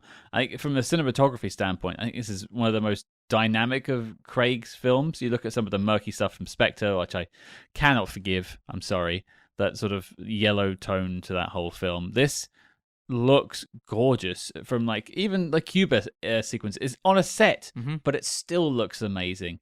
Or I think like it's in Sweden or Switzerland at one point that looks great with that part, and you've got all the stuff in the beginning of the film as well. But yeah, wonderful stuff. But Cam, for you, what sort of like do you want to point out? Well, I was going to mention with the cinematography, the sequence of them breaking into the top secret, biotech lab, going in through that window where the camera is rotating around them as they go through the window is incredible. Like, I love that kind of experimentation in a Bond film. Let's see more of that in the future. As for me, like, I think to me, we've talked about how, like, say, Safin is kind of a bit of an issue, but I think the supporting cast of this movie is so important and I think incredibly well balanced. And that was not something I said about Spectre, where it felt like that whole subplot with C and then the Bond Scooby Gang pursuing him just dragged the pace and energy of the movie down. And I think here they found perfect ways to work each of the supporting cast in without overriding the movie. Like, they all get emotional moments because of the death of Bond. I mentioned that amazing Q moment on the plane, but the way they have, Ralph Fiennes M, somewhat, not guilty, but part of the problem with what has happened with this Hercules project and how it has gotten out. And I mean, that was a criticism that was quite common with the Judi Dench M, which was that the first time we got like a female M, suddenly there was all these issues coming out of MI6 that were happening on her watch. And I'm glad that I think they recognized that and gave this M an issue of his own to grapple with. And the way that they kind of take that known universe of Bond with Moneypenny as well and make it all feel cohesive with the larger story they're telling about Bond and introduce, I think, the Lashana Lynch as the new 007 is fantastic. And a character who's, I think, has a lot of like funny little quippy humor when she's first meeting Bond. I like the way she carries through the film. Is very capable as an action hero when you get to that end storming of the base. But also the idea that, like, I don't think that she's going to headline the future of James Bond movies, but within the universe of this specific movie, you could understand how this character would continue on as the 007 working under M with this Bond fading out. And they'd always said up front, 007s have a low life expectancy. That was made clear in Casino Royale. And the idea that there would be one taking over for Bond at a certain place, this was built in for movie one. And I think she's a very appropriate casting choice and someone who I could totally buy taking over that role. Yeah, I'm glad you brought up M in this movie because for the most part, the Bond films have always been very mistrustful of bureaucracy and government. Yeah. Even though Bond is fighting for the government, he scoffs at being told what to do. He's an independent thinker, to use the modern parlance. But it gets especially acute in these movies. Going back to Quantum and then Skyfall and them trying to like get him off out of MI6 and like, is he ready? Can he do this? All the psychological evaluation stuff. And then in Spectre, the idea that their plan to observe everyone is so insidious. That is doubled down on in this one with the idea of the virus. Like, the government is constantly doing these things in these movies that are morally questionable. And Bond questions the morality of the things that are happening, the things that he is told to do. In the classic movies, it was more like, Bond, you're a loose cannon. And he's like, yes, of course I am. I'm going to go off and do the thing that I want to do, regardless of what M says. This is more like, oh, the government is actually fundamentally broken. And M represents that, I think, through Ralph Fiennes more so than Judi Dench, who was a mother figure for Bond. Instead, now M is this kind of go-between between the government and the arm of the government, the hands of the government, the thing that goes out and does the government's will. And I think that's really interesting, and Ralph Fiennes was a wonderful choice for that. Could have been a Bond himself many years ago, and he has that gravitas that really plays well off of Bond's more kind of dark, nihilistic, cynical nature. I agree with everything you were saying, Cam, and I think you're talking about sort of Lashana Lynch and the 007 of it all. I did have some issues with her character constantly obsessed with what 00 number Bond was when he was reinstated. Like, Right. there was I understood that she was very protective of her status, and I totally understand that because she earned that and she feels pride in being 007. I didn't know why she was that obsessed with it. I would have got the feeling that she didn't particularly care. She knew she was 007. She felt confident in that. But I'm glad that we took the opportunity to say, look, 007 is a code, and it goes to the most deserving person, and this is now the most deserving agent. Hello, Naomie. And I think it's a great way to, in the headcanon of what happens post this film, as she's 007, that's the perfect way of getting sort of the female James Bond that we never had. Yeah, there's a curious thing these movies sometimes do, which is take into account the audience's understanding of the myth and making that textual instead of something that we just accept. And I think those moments where she's like, "What's his number? What's his number?" Is something that they know the audience is thinking. They know the audience is like, well, he's 007, right? She's not. Or like, I'm so excited that she's 007 because finally we have a female 007, whatever. None of that matters in the context of the film. That is all what they think the audience is considering as they're watching the movie. No one's ever said 007 was the most important designation within MI6. No one's ever said, oh, this is the best one, or this is the one that has the most authority or is the most prestigious. It's because we know that James Bond is 007 and we love James Bond the character. So those things always kind of rankled me. I was always like, why are they debating this? This is just like, you're doing this for Twitter. You're not doing this for the movie's sake. That is true. Yeah, it's a little bit of the Star Trek Into Darkness con stuff, right? Oh boy, don't even get me started on that. I rewatched that movie recently, and it's funny how similar it is to Spectre in a lot of ways, and how disappointing it is because of the irrational need to hide the name of the villain. The name of the villain only matters to us. Yeah. Blofeld, when he says, my name's Blofeld now, what's Bond supposed to say? Like, oh, I know, Blofeld, like the guy in the other movies. Now, he can't say that.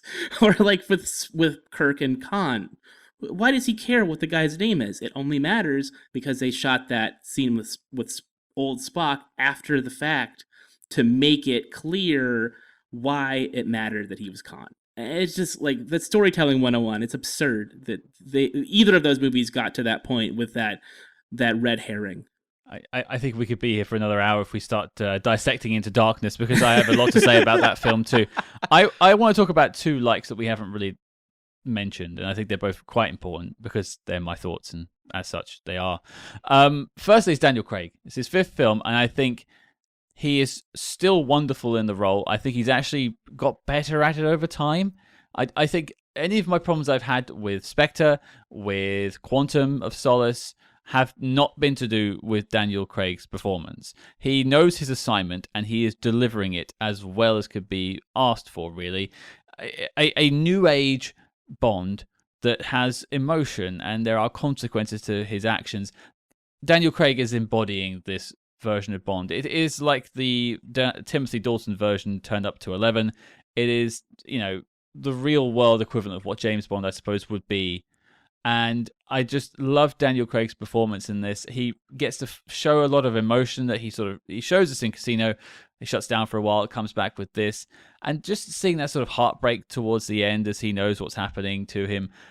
I don't know about you guys, where you stand on this sort of thing, but when he finally climbs to the top of that ladder and he says, you have all the time in the world, and she has your eyes, and I get teary every time I watch that scene, and that is all from Daniel's face. Yeah, I mean, I love it too. I think he's easily the best actor to ever play the role. Yeah. It's not even close. Like, there are great Bonds, but there are rarely great Bonds who are also great actors. Timothy Dalton, great actor. Debatable how great of a Bond he was. Mm-hmm. But he was never given the material to play the character he probably wanted to play. As we all know, Living Daylights was written for a generic James Bond that was kind of Roger Moore, but they didn't know who it was going to be. They wanted Pierce Brosnan. He couldn't do it. So then they get Dalton, and It's just a hodgepodge of tones, and it's not really cohesive. And there's a lot of great stuff in that movie. I love the ice chase. I love all of the John Barry music. I think it's got a lot to enjoy. But it never comes together. And then License to Kill is like, well, we've got this guy, Timothy Dalton, and you know what's popular right now is Lethal Weapon. So what if we gave Timothy Dalton the script for a Lethal Weapon movie and said, go out and make a James Bond film? That it was so disappointing to see how he was not serviced by the material at the time. And the franchise needed to get away from all of the tropes that they had developed through the Roger Moore movies. But what they did was they just found a bunch of other tropes from other movies, and they tried to shoehorn James Bond into it. What's so great about Daniel Craig as James Bond is it wasn't about, let's find a new radical way to make a James Bond movie. It was, let's make a James Bond movie, but what if he was a real person? Mm-hmm. They tried to make Timothy Dalton James Bond and not let him play a real person. Daniel Craig got to do all the things that Timothy Dalton never got to do.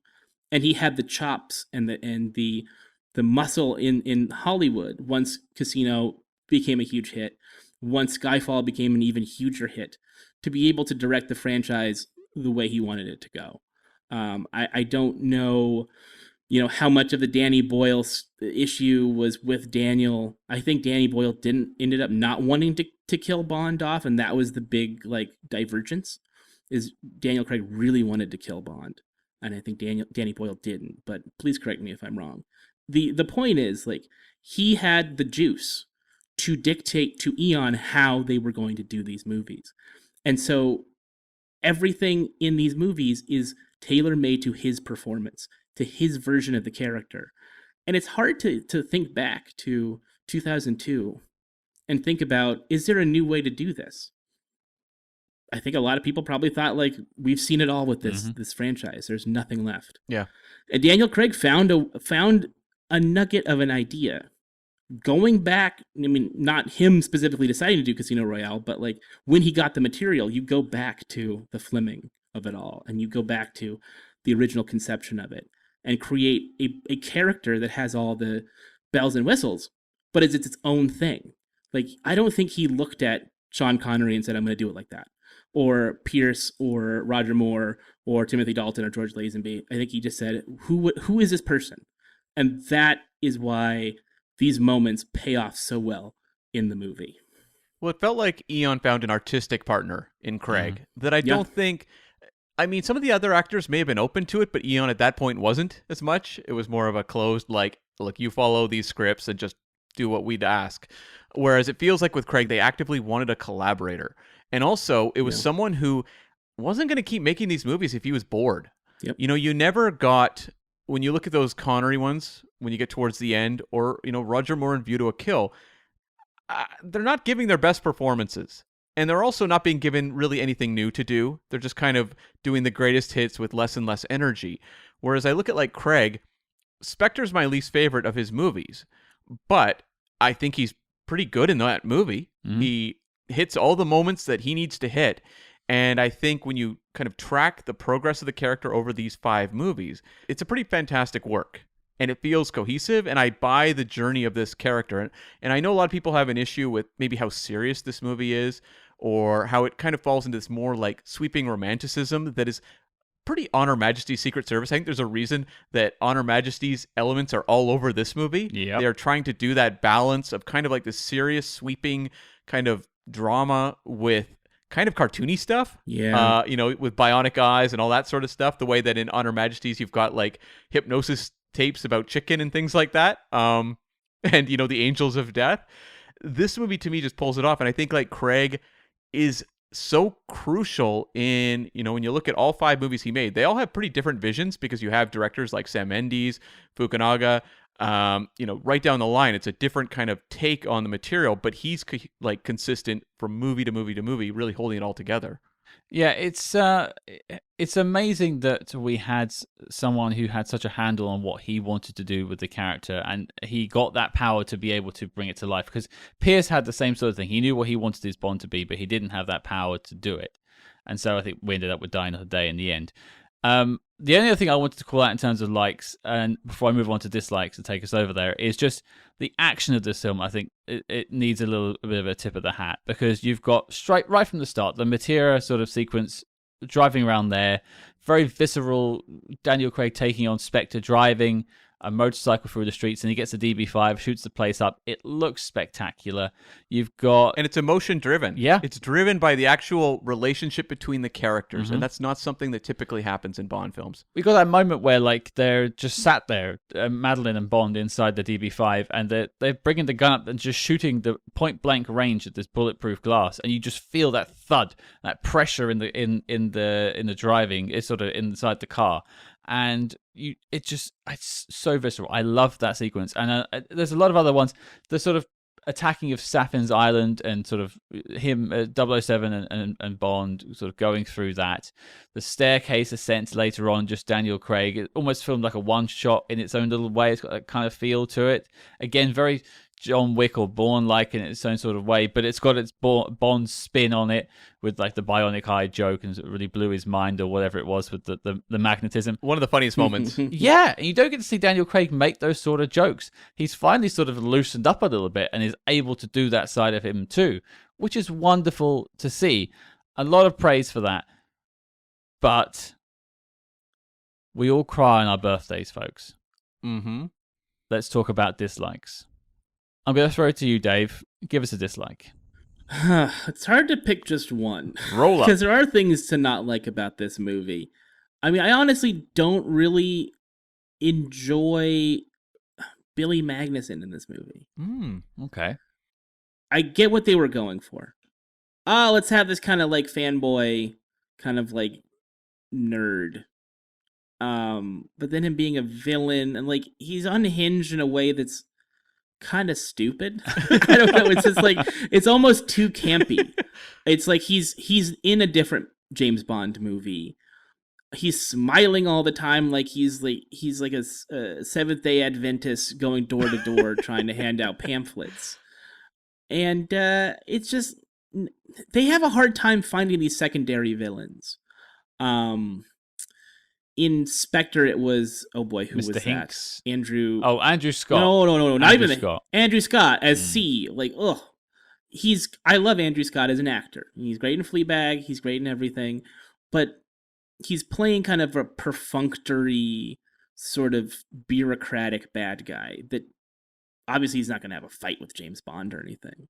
And the fight with Billy Magnussen in Bond is fine, but I just don't buy it in the way, like, the Hinks stuff in Spectre works because Dave Bautista's a gigantic man. Yeah. And he has a certain amount of charisma.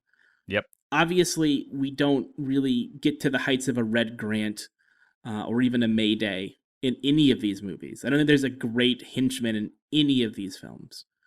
I don't know why there isn't that body man or woman character that is such an effective role in all of the other Bond series. It doesn't work for me. And I also didn't love 007, but I feel like we've talked about her enough. I just felt like it was kind of not a necessary character. She didn't have enough to do. And I think you could have melded her and Paloma into one character that would have more resonance with Bond, or for Bond, as the movie went on. I think with like the henchmen, this movie has multiple, and they all feel like they are just deprived of like a moment or two of fully clicking. Because when, like, Billy Magnussen, I think I like him a little more. I like his kind of sniveling death with the for your eyes only car being, stomped down on top of him. But, like, Sure. You've got David Dencik as Valdo, the scientist, who is very much the Boris of this movie. Yeah. And it's like, he is probably the most prominent, if you want to call him like a Bond henchman villain. He's probably the most prominent. You've got also Primo, played by Dali Ben Salah, who, again, you've got the eye, and I like that they work the bionic eye into that character for, like, practical reasons within the story. It's not just like, oh, he's got metal teeth. Oh, how come? Never mind. It's like the eye is actually serving a function throughout, tying him to Blofeld. Yeah. So I like that addition, but he also feels like he's robbed of like a moment or two to really connect. I'm not going to put him on the level of like, Diamond Face in Die Another Day, but it's a similar thing where it's like a fun kind of facial gimmick, but there's not a lot of character there. So it's like when I'm left with this group, I like them all in the movie. I like that there's at least bursts of little energy with each of them. They don't feel fully generic, but none of them are ascending to that next tier of like one of the like great henchmen of the series. There's no Necros in this. Necros to me is like the last great henchman in a Bond. Well, no, because Onatop is technically a henchman. But Necros boring in Living Daylights visually. He doesn't have funny teeth. He doesn't have diamonds in his face. He doesn't have a robotic eye. But the physicality is similar to Red Grant in From Russia with Love. That it's so intimidating, and they take the time to show you how powerful and dangerous Necros is in that scene where he pretends to be a milkman. Yeah. Like, you get that sense that he could really hurt James Bond, and it plays through all the way to the end when they're in Afghanistan on the plane. We don't really get that sense with any of these people that they're truly dangerous. So you've got 3 of them, but you don't really believe it in the way that you should believe that they can really hurt Bond. That's why you have to have the scene where Onatop kills that guy with her thighs. Right. You realize she's unhinged and dangerous. And that has to be a scene where James Bond is not around. But he's in every scene practically. And that means you can't see how dangerous these people are. And that is such an important scene in any Bond film, is establishing the danger of the henchman. It's a little bit like Iron Man 2 syndrome, where it's like, well, what's the greatest threat to Tony Stark? What about an inferior inventor and an inferior weapons salesman? It's like, well, I don't know if those are the greatest threats. Whereas like here, it's kind of the same thing where you set up like Primo and you set up Logan Ash, but like 2 people that can very easily be taken out by Bond. You have Primo getting like, stomped by Bond right in the opening title sequence. So you're never like, this guy's dangerous. Like, look out. At least with Hinks, there is a sense like he could crush Bond, and you have that moment of him killing the Spectre member with his like fingernails, and you're like, this guy is deadly. No one in this movie, I don't think there's a single villain in this movie that has any sort of moment like that where you go, they seem dangerous. And Safin is not that character for sure. Nope. No, it's kind of missing that sort of sense of dread for Bond, in a sense, like a physical presence against him. Yeah, you're right, actually. I was trying to think of anyone that made any sort of impact in that sense, but no, all of the threats are this nanobot virus, not smart blood, that's different, but the nanobot stuff is really the foreboding threat, but that's not got a physical presence, so we can't really talk about it. I want to pass to you, Cam, for a dislike. I think for me, let's break down the Safin stuff. Sure. I struggle with the character. I don't necessarily hate what he's doing. I think like there's something very interesting about having a villain who is connected to, the Bond girl of the movie. And the idea that this, comes from her childhood, and it's someone who's kind of been with her over the course of life. And he has this whole like kind of like ownership thing, like we have a connection and I am your protector, all stemming from, seeing the look in her eyes as a child. I think that's actually kind of compelling psychologically for the character, and the way that it weighs on Madeleine and allows an insight into her character that you typically don't get with these movies. But like Safin, I don't know what his motivation is, and I struggle with this. And so this was something I brought up when we, reviewed the movie when we first saw it. And I still don't really know. And so when I made my notes last night, I was like, you know what? I'm going to pull up like the Bond wiki and read about Safin. And they couldn't really break it down either in a satisfying way. It was kind of like, well, he is pretending to be a mirror of Bond, but he's not really. He's like, what does Safin want? The idea of someone who had his family wiped out and wants to create this weapon that can target whoever he wants. If you tell me that he wants to be, as he said, an invisible god who is going to dictate who dies, then I go, this makes sense to me. It's someone trying to control a random violence that happened to him. And yes, you can make him obviously someone who wants to basically take over the world, which this is the first time we've really gotten that in the Craig era, kind of the Bond villain that wants to do that. But then he's also selling all this tech off to these randomly defined ships that are pulling up to his island. So I'm like, well, now he's Sure. giving up all control of this weapon because he's selling it to random people who are going to use it for God knows what, and could Why why just kill him? exactly, Yep. exactly, like it could kill anyone. So going off genetic markers and all that sort of stuff, it could knock out him or anyone he works with. So I don't understand what he wants necessarily, and I think that's a problem when you're trying to create this like thematic completion with his character at the end, where he's talking about like killers and accusing Madeline of loving killers and all of this sort of stuff. It's like I need a clearer line to follow with this character. Yeah, he's supposed to be a dark mirror for Bond, which I think you mentioned. Yeah. And they often fail trying to do that. I don't think it works with Sean Bean and GoldenEye as much as I like that movie. It's like you're telling me a lot that he's an evil James Bond. I think that's true of Die Another Day as well. Don't even ask me what the name of that character is, because I will fail to remember what the bad guy is in that. What, What's his Gustav name? Graves? Gustav Graves. Thank you. I almost said Walter White because I knew it was an alliteration.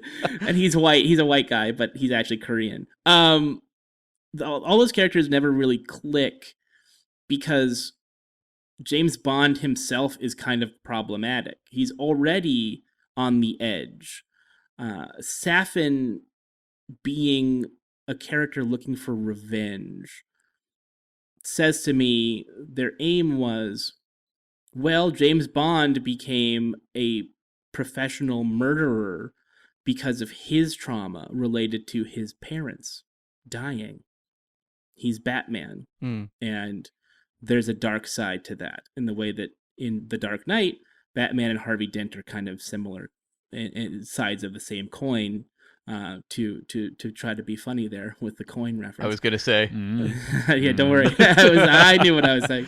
It never works because you don't take the time to explain it because you're so busy trying to explain the mechanics of what their plan is. His plan was actually too complicated. It's all of this like bioweapon stuff, which one plays differently in post-COVID, but also is like, it's, as you guys said, not tangible. It's this thing that we're told is scary and can kill anybody, but it's invisible. So it's this threat they have to explain all the time and say how scary it is instead of seeing it be scary. And it just doesn't, he doesn't connect. Rami Malek does a perfectly fine job mumbling his way through the movie. But he's not a defined character. And again, it should have been Blofeld. It should have been these two characters who have something at stake when they go up against each other. Especially when you spend the last film building that rivalry between them, having Bond like disfigure Blofeld and give him his trademark cut eye. Like, you've done a lot to set up a revenge story, and yet you just sort of just brush Blofeld off the table. Which is a very strange choice. And like they were, when they were doing the sort of behind the scenes for this film, they were really proud of themselves that they had Rami Malek and Daniel Craig worked out a couple of scenes between them and ad-libbed some stuff and, tried to mess around with something. And that's that sort of scene where Daniel Craig is sort of bowing to Safin. Yeah. And that scene just goes on far too long. They're waffling around. They're not really sure what they're talking about. It's all of this sort of heady sentences of saying nothing at all. And I think that really just sort of summarizes Safin for me. It's an idea that is not really fleshed out. Well, that's the dark side of giving your star a lot of power. On one level, they have the ability to dictate the terms of engagement. They have input that's often good. Well, sometimes the input comes in and it's bad. And improving the final scenes, the climactic moments of that movie is a horrible idea. Because you got to keep moving. It's the end of the movie. You can't just keep talking. Like, monologues are not James Bond's best area of expertise, the films. Like, we love the villain monologues, but then they have to be rebutted by James Bond making a joke or someone getting shot. Yeah. Like, the monologues are about the setup and the punchline, the tension and the release. And when it's just two people kind of monologuing at each other with no rhyme or reason and it not going anywhere. And you know where the ending is going. We need to get him up the stairs, and then he needs to get blown up by the missiles. What are you doing? All this material should have been explained, clarified at the beginning of the movie, not at the end. That's the worst time to be trying to make thematic hay in a film. Is at the end. No, I couldn't agree more. I think it's a shame because of all the people that actually finally offed James Bond, it's Safin, and I disagree. I disagree that he killed James Bond. James Bond essentially sacrificed himself. It's true. Yeah. Yeah. Okay. I can't argue with that. That's true. He could have tried to get away. Yeah. He decided to give himself up. He probably could have got away from that blast if he wanted to. He told them to open fire. And I actually have another frustration with Safin, which is like the Chekhov's poison garden. You do not repeatedly tell me about this poison garden, have a scene of him showing someone around the poison garden, and then do nothing with it. That's really frustrating. Yeah. Yeah. A couple guys fell in that pool of whatever it was, chemicals. Yeah. It looked awesome. I love Sure. it. I love the production design of this movie. I think it's the best production design of all five. It feels like very Ken Adam and futuristic but retro. I thought it was fantastic, but a lot of it amounted to nothing, which is often what happens. Like, what was the point of the Eco Hotel other than to blow it up in Quantum of Solace? Yeah. What was the point of the Spectre layer? There was nothing practical about it. There was nothing cool about it. It was just a design that they wanted to put in the movie, and they needed to do something. Whereas, again, I'll go back to Moonraker. The weird, like, Aztec base and, like, all those monitors and stuff looks awesome because it's a control center to launch a rocket. Multiple rockets into space. It has a purpose. What the hell is that base inspector for? That's where they do the thing where they look at people's lives and whatever. Don't get me started. I think for me, the dislike I want to call out is something that didn't bother me so much at the time, but from multiple viewings, it sort of dragged me a little bit, and that is this film's somewhat reliance on callbacks. And people will now start to refer to it as member berries. I don't like member berries unless you're a South Park fan. I guess you understand it. But, just nostalgia. It's leaning on nostalgia. The film, you hear with All the Time in the World, you hear the cues of that song, a lot of references to On Her Majesty's. You see the DB5, you see the Vantage from Living Daylights.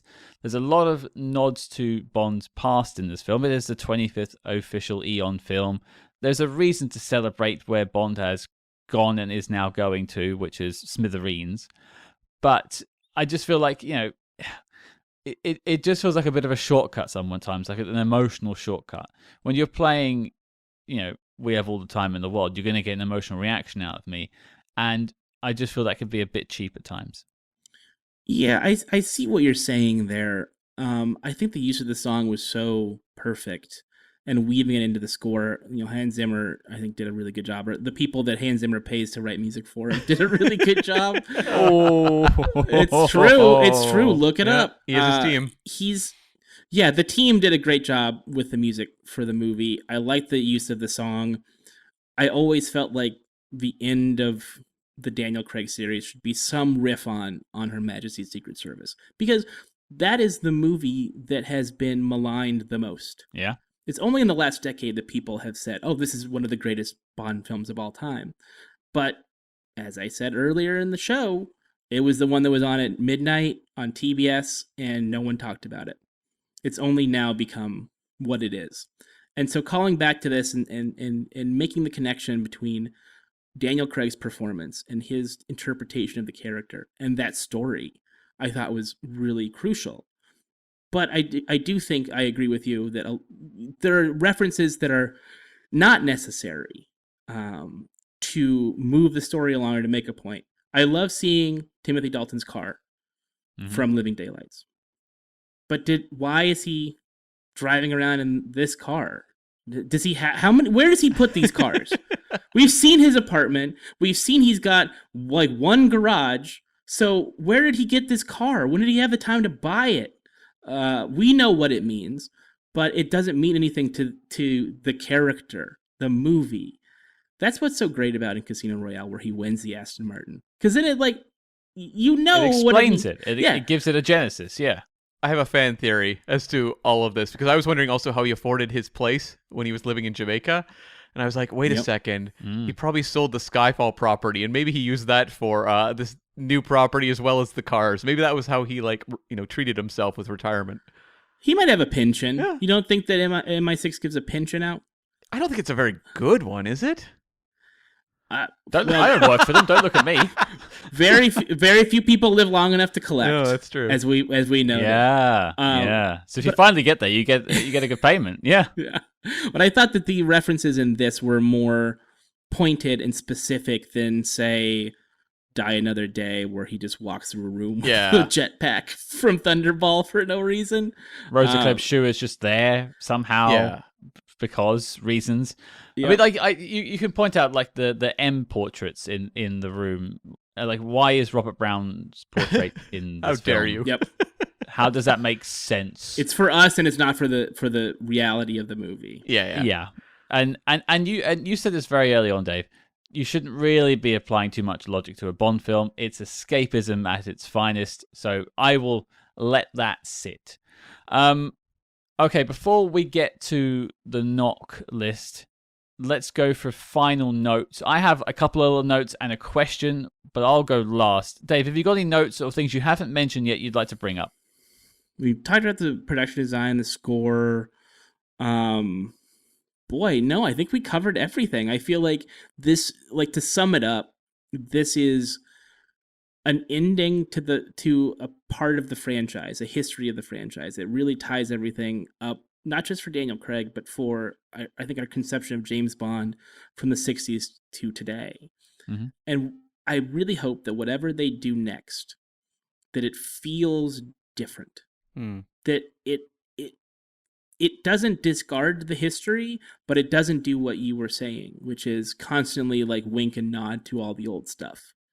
That was what was lovely about Pierce Brosnan's run up until Die Another Day, and they just went whole hog because it was the 20th.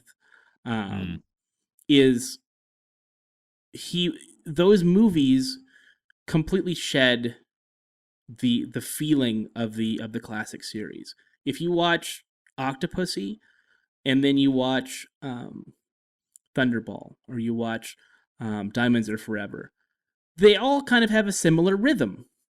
They're long, and they have where something is going to happen every step of the way. You understand the tropes and the format and the structure. It's almost like a TV show. It's there's this next week on James Bond, this is going to happen. And they wiped all that off the mat, and they said, let's really try something different. And the tone, the pace, it was all modernized to the point where it felt cool again in a way that it hadn't since the 70s. I hope that they can do that with Bond going forward, because we did get to a point where it stopped being cool. I think this was the movie where truly, finally, it was okay, this is old again. Yeah. It was been long enough. He's old. The style of the movies are now out of date. The Bourne Identity was a long time ago. We've moved past that. So what's next? Is it going to be a John Wick pastiche? Are they going to try to find more of those stylistic elements from Wick and add those to Bond? I don't know. I just hope that it feels truly fresh, truly original, and something that surprises me again. I think it's a discussion that we will be having for years until we finally see something actually come out of the Eon facilities. But I want to just put it all to bed now. What we've had before, we've had a lot of fun with it, and sort of move forward with a new vision and a new way of doing Bond films, while still paying homage to what Fleming did 70 years ago. And I think that's very possible, and I trust the team behind it to bring us another good film. In terms of notes, Cam, have you got anything? I had a few things. I'll just mention, Paloma to me is such a success, but it's also to me a bit of making up for what they did with Monica Bellucci in Spectre, where it was you had someone who was perfect casting for a Bond movie, and they did absolutely nothing with. And it feels like they actually, I think, maybe took some criticism off that one and said, okay, let's do better. And, the history of Bond is full of that. You look at Lana Wood in Diamonds Are Forever, and you're like, what was that character? I hope that going forward, if you're going to have a small supporting female character in the movies, it's like a Paloma. No more of these Lucias and Plenty O'Toole's. She should be the benchmark now. Exactly. Yeah. I also want to just note, I like the motif in this movie of Bond being deafened by explosions. I think that's really well handled. And when I was seeing it in the theater with like the AVX sound, it was incredibly effective. And just lastly, I really love Daniel Kleinman's opening titles on this movie. The sequence where it has like the guns that turn into like a DNA strand, beautiful work from him. I hope he sticks with the franchise going forward. And the Billie Eilish song is not one of my favorites, but I think it actually works very well as opening credits. Just not a song I'll listen to a lot on my own. Yeah. That was actually going to be one of my notes, but no, go on, Dave. I was going to piggyback on that really quickly because I realized we didn't talk about the song. The song does, as you said, work great in the context of the movie. It's not something I'm going to listen to for fun in the way that I listen to Nobody Does It Better. But it does capture that real tragedy, that sadness that you have felt for the last 4 movies, and in that scene right before where he tells Madeline to go kick rocks. It works really well. It works a lot better than the Sam Smith song from Spectre, which I think is on the list of the worst Bond songs of all time. That's my least favorite. I think it's my least favorite too. All Time High is pretty bad. Man with the Golden Gun is pretty bad. All Time High, one of the greats. I'll take that song. It's a good karaoke. It's a good karaoke track. Yeah. I was hesitant with Billie Eilish's song when I first heard it, and I'm not a Billie Eilish fan. It's not really my kind of music, but I understand it is for other people, so I'm not going to belittle her sound. But once I saw it with the credits, I was like, perfect choice. You've got it. This works for the film. The tragedy, the sorrow, there's a lot there, and especially towards the end of this film, what this film does, it makes perfect sense. So I'm all on board for Billie Eilish. I think it's probably the third best of the Craig era songs. Yeah, and it's incorporated really well into the score. Yeah, some wonderful work there from the team at Remote Hans's Control. Team. Yeah, the production team behind him. My 2 notes were we've spoken quite a bit about the death of James Bond, but it is quite the revelation to finally see James Bond be offed on the big screen, and I think we all have agreed that it was for the right reason and it was done well. The question I'll put to you both, because I was a Bond fan, but it wasn't my biggest thing growing up. You two both had far more of a love of James Bond growing up. Is this how you saw Bond dying? I never saw him dying. I never thought that they would ever dramatize his death, ever. It seemed so absurd because these movies are there forever. Diamonds Are Forever, and so is James Bond. This is just, it's just how it is. Like, the end of these movies is supposed to be a happy ending. So the idea that he would ever die seemed ridiculous. But the fact that they did it here and they did it so well is really wonderful. Yeah, I mean, I'd never really thought about it either because, like, James Bond is an icon, and icons never die. Mm-hmm. And it wasn't until Daniel Craig that it became someone who was humanized. So then it was like, oh, okay, I guess this is on the table. And I mean, even before the movie came out, I really thought they would probably do it. Yeah. Because you just look at kind of what the trends are with stuff like Logan and The Dark Knight Rises. And it's just kind of like, you know, Eon loves its trends. And I think, like, the way they handle it emotionally works for me like gangbusters. I'm not a big fan of the way they very much reverse engineer how it happens. Like the kind of the loopholes you got to get through to actually make it happen, I think is a bit much with Safin. But in terms of an emotional impact, it works. And I mean, if you're going to kill him, they did not leave a lot of ambiguity about, you know, we never saw a body. It's like we saw him blown to pieces in fire. Just like, I like that. We didn't quite get the Linda Hamilton in Terminator 2, like holding onto the chain link fence past being annihilated. But we got about as close as we're going to get in a Bond film. Exactly, yes. Yeah. Okay, well, I think it's time we answer the ultimate question of this show. is No Time to Die making the knock list? Now, Cam, as we have a guest, please explain for Dave and our listeners, if they haven't heard before, what the knock list is. Yes, the knock list is the tortured acronym for Need to See Official Classics of the SpyHards podcast, where every week after we talk about a movie, we decide if it belongs on this list. And the list includes, classics like 3 Days of the Condor, 39 Steps. Within the Bond universe, you've got Goldfinger made it on, Dr. No and From Russia with Love, and I think, Thunderball and You Only Live Twice as well. You Only Live Twice and Thunderball were pretty contested, though. And within the Craigs, Casino Royale and Skyfall made it on, Spectre and Quantum did not. Indeed. So 2 out of the 4 so far for Daniel Craig have made it on. It is the list of the best spy movies of all time, so we do have to be quite, strict with it. There are only about 30 films on there of almost 150 that we've tackled on the show so far, so we are quite strict with it. But there's 3 votes this week. Dave, you get the first vote. Do you think No Time to Die should be on the list of the greatest spy films of all time? This is a really tough question. It is significant because the greatest spy character in film history is James Bond. Yeah. Mm-hmm. And this is the movie where he dies. So it's deeply significant. There's a cinematic history and a weight to this movie because of that decision and the execution of that decision.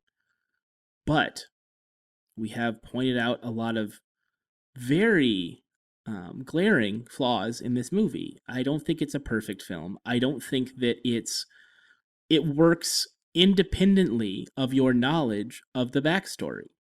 As a movie unto itself, there are a lot of things that are unsuccessful. All the things that we brought up, and some things that we didn't bring up. So I have to say no. It's just it's so important to the Bond franchise, but it's not. It doesn't work without you having seen all 4 of the other Daniel Craig movies, or even all 24 of the other James Bond films. Period. Yeah, I kind of argue with that. A very well put point. So that's 1 no. It's all still to play for, though, Cam, so it really does come down to your vote. I feel like my argument is pretty much the same as Dave's, but I think I fall a little bit on the yes because of just how significant it is to kind of the core of what James Bond is. We will probably never see James Bond die again on screen. And when I look at this movie, it feels like it really closes the circle very successfully from what Daniel Craig set up with Casino Royale. I think it's a beautifully made movie in so many ways. I find it absorbing to watch. So I'm not knocking it out for out of contention for not being entertaining. I think it's an incredibly entertaining movie that I had no problem sitting through its 2 hours and 45 minutes of the other night, and I will continue to watch it. So I'm going to give it a light yes, because I just think in terms of what it is achieving and striving for, it does work, and it shouldn't work. That's also entirely fair. It's interesting that you've both come down on sort of the same argument, but different sides of the yes and no debate there. And I completely get it. And that means there's a 1 yes, 1 no. It means my vote means something for once in a 3-way, which is actually nice to see as well. I didn't think I would have the responsibility of shepherding No Time to Die either way, but I think for me, I agree with you, Cam. In principle, this is a momentous thing in James Bond canon. You've blown up James Bond, as Tiffany Case said. Oh my God, you just killed James Bond. They did it. They actually killed him, and so maybe this should be immortalized on the knock list as an important piece of spy media in the canon of spy films. It goes back to the 1920s, 1910s. But here is my issue. If this gets a pass, then the films I've said no to in the past that I think are actually better films, I would have to rethink my choices. And I can't rethink my choices. I think Tomorrow Never Dies is a better Bond film than No Time to Die. And I'd probably fight that fight anyone online who wanted to have it. But I said no to Tomorrow Never Dies. And so by the sort of, by that logic, I don't think I can allow No Time to Die on there, despite the extra baggage it has for its sort of place in the canon. So I think I'm going to go with my gut, and it might annoy some of the listeners, and I'm sorry. Let us know, write to us, tweet us, whatever you want if you think I'm wrong here, and I'm sure you will. But I'm going to go with no. That's Good fair. choice. It's fair. Good choice. Yeah, you know, Yeah. it's like I had real issues with You Only Live Twice getting voted on for like the iconography of what it achieved and how important that is in Bond canon. And so in a way I was making like the argument that you're now making where it's like that's not enough for me. Yeah. In that case, you know, You Only Live Twice, that was not enough for me to have it on the list. So, no, I think with Bonds, especially the ones that are more polarizing, I think this is a worthy outcome for the film. Absolutely. And we had a great time with Quantum of Solace as well, but it wasn't quite enough for us. Yeah. But there you go. 1 yes, 2 no's. No Time to Die is not making the knock list. The dossier on the film is complete and filed as classified. Dave Schilling, Yeah. I want to thank you, sir, for taking the time to chronicle the final adventure of Daniel Craig's James Bond with us. It's been a blast to have you on the show. It was a pleasure. Yeah, I'm glad I got to revisit this movie again. It's been interesting giving it like a couple of years to reflect. I thought I'd need more time, but I think I've been able to sort of look at it, and I'm glad we've had this discussion today. For people who are hearing you for the first time on the show, where can people find more from you online? For now, you can follow me on Twitter at Dave_Schilling. Whenever I decide to leave, I'll let you know. We're all just waiting to delete that app, aren't we? It's just it can happen at any time. Can't wait. I cannot wait. Perfect. Well, we'll have a link to that in the show notes below. But Dave, it's been an absolute pleasure having you on the show. Thanks, guys.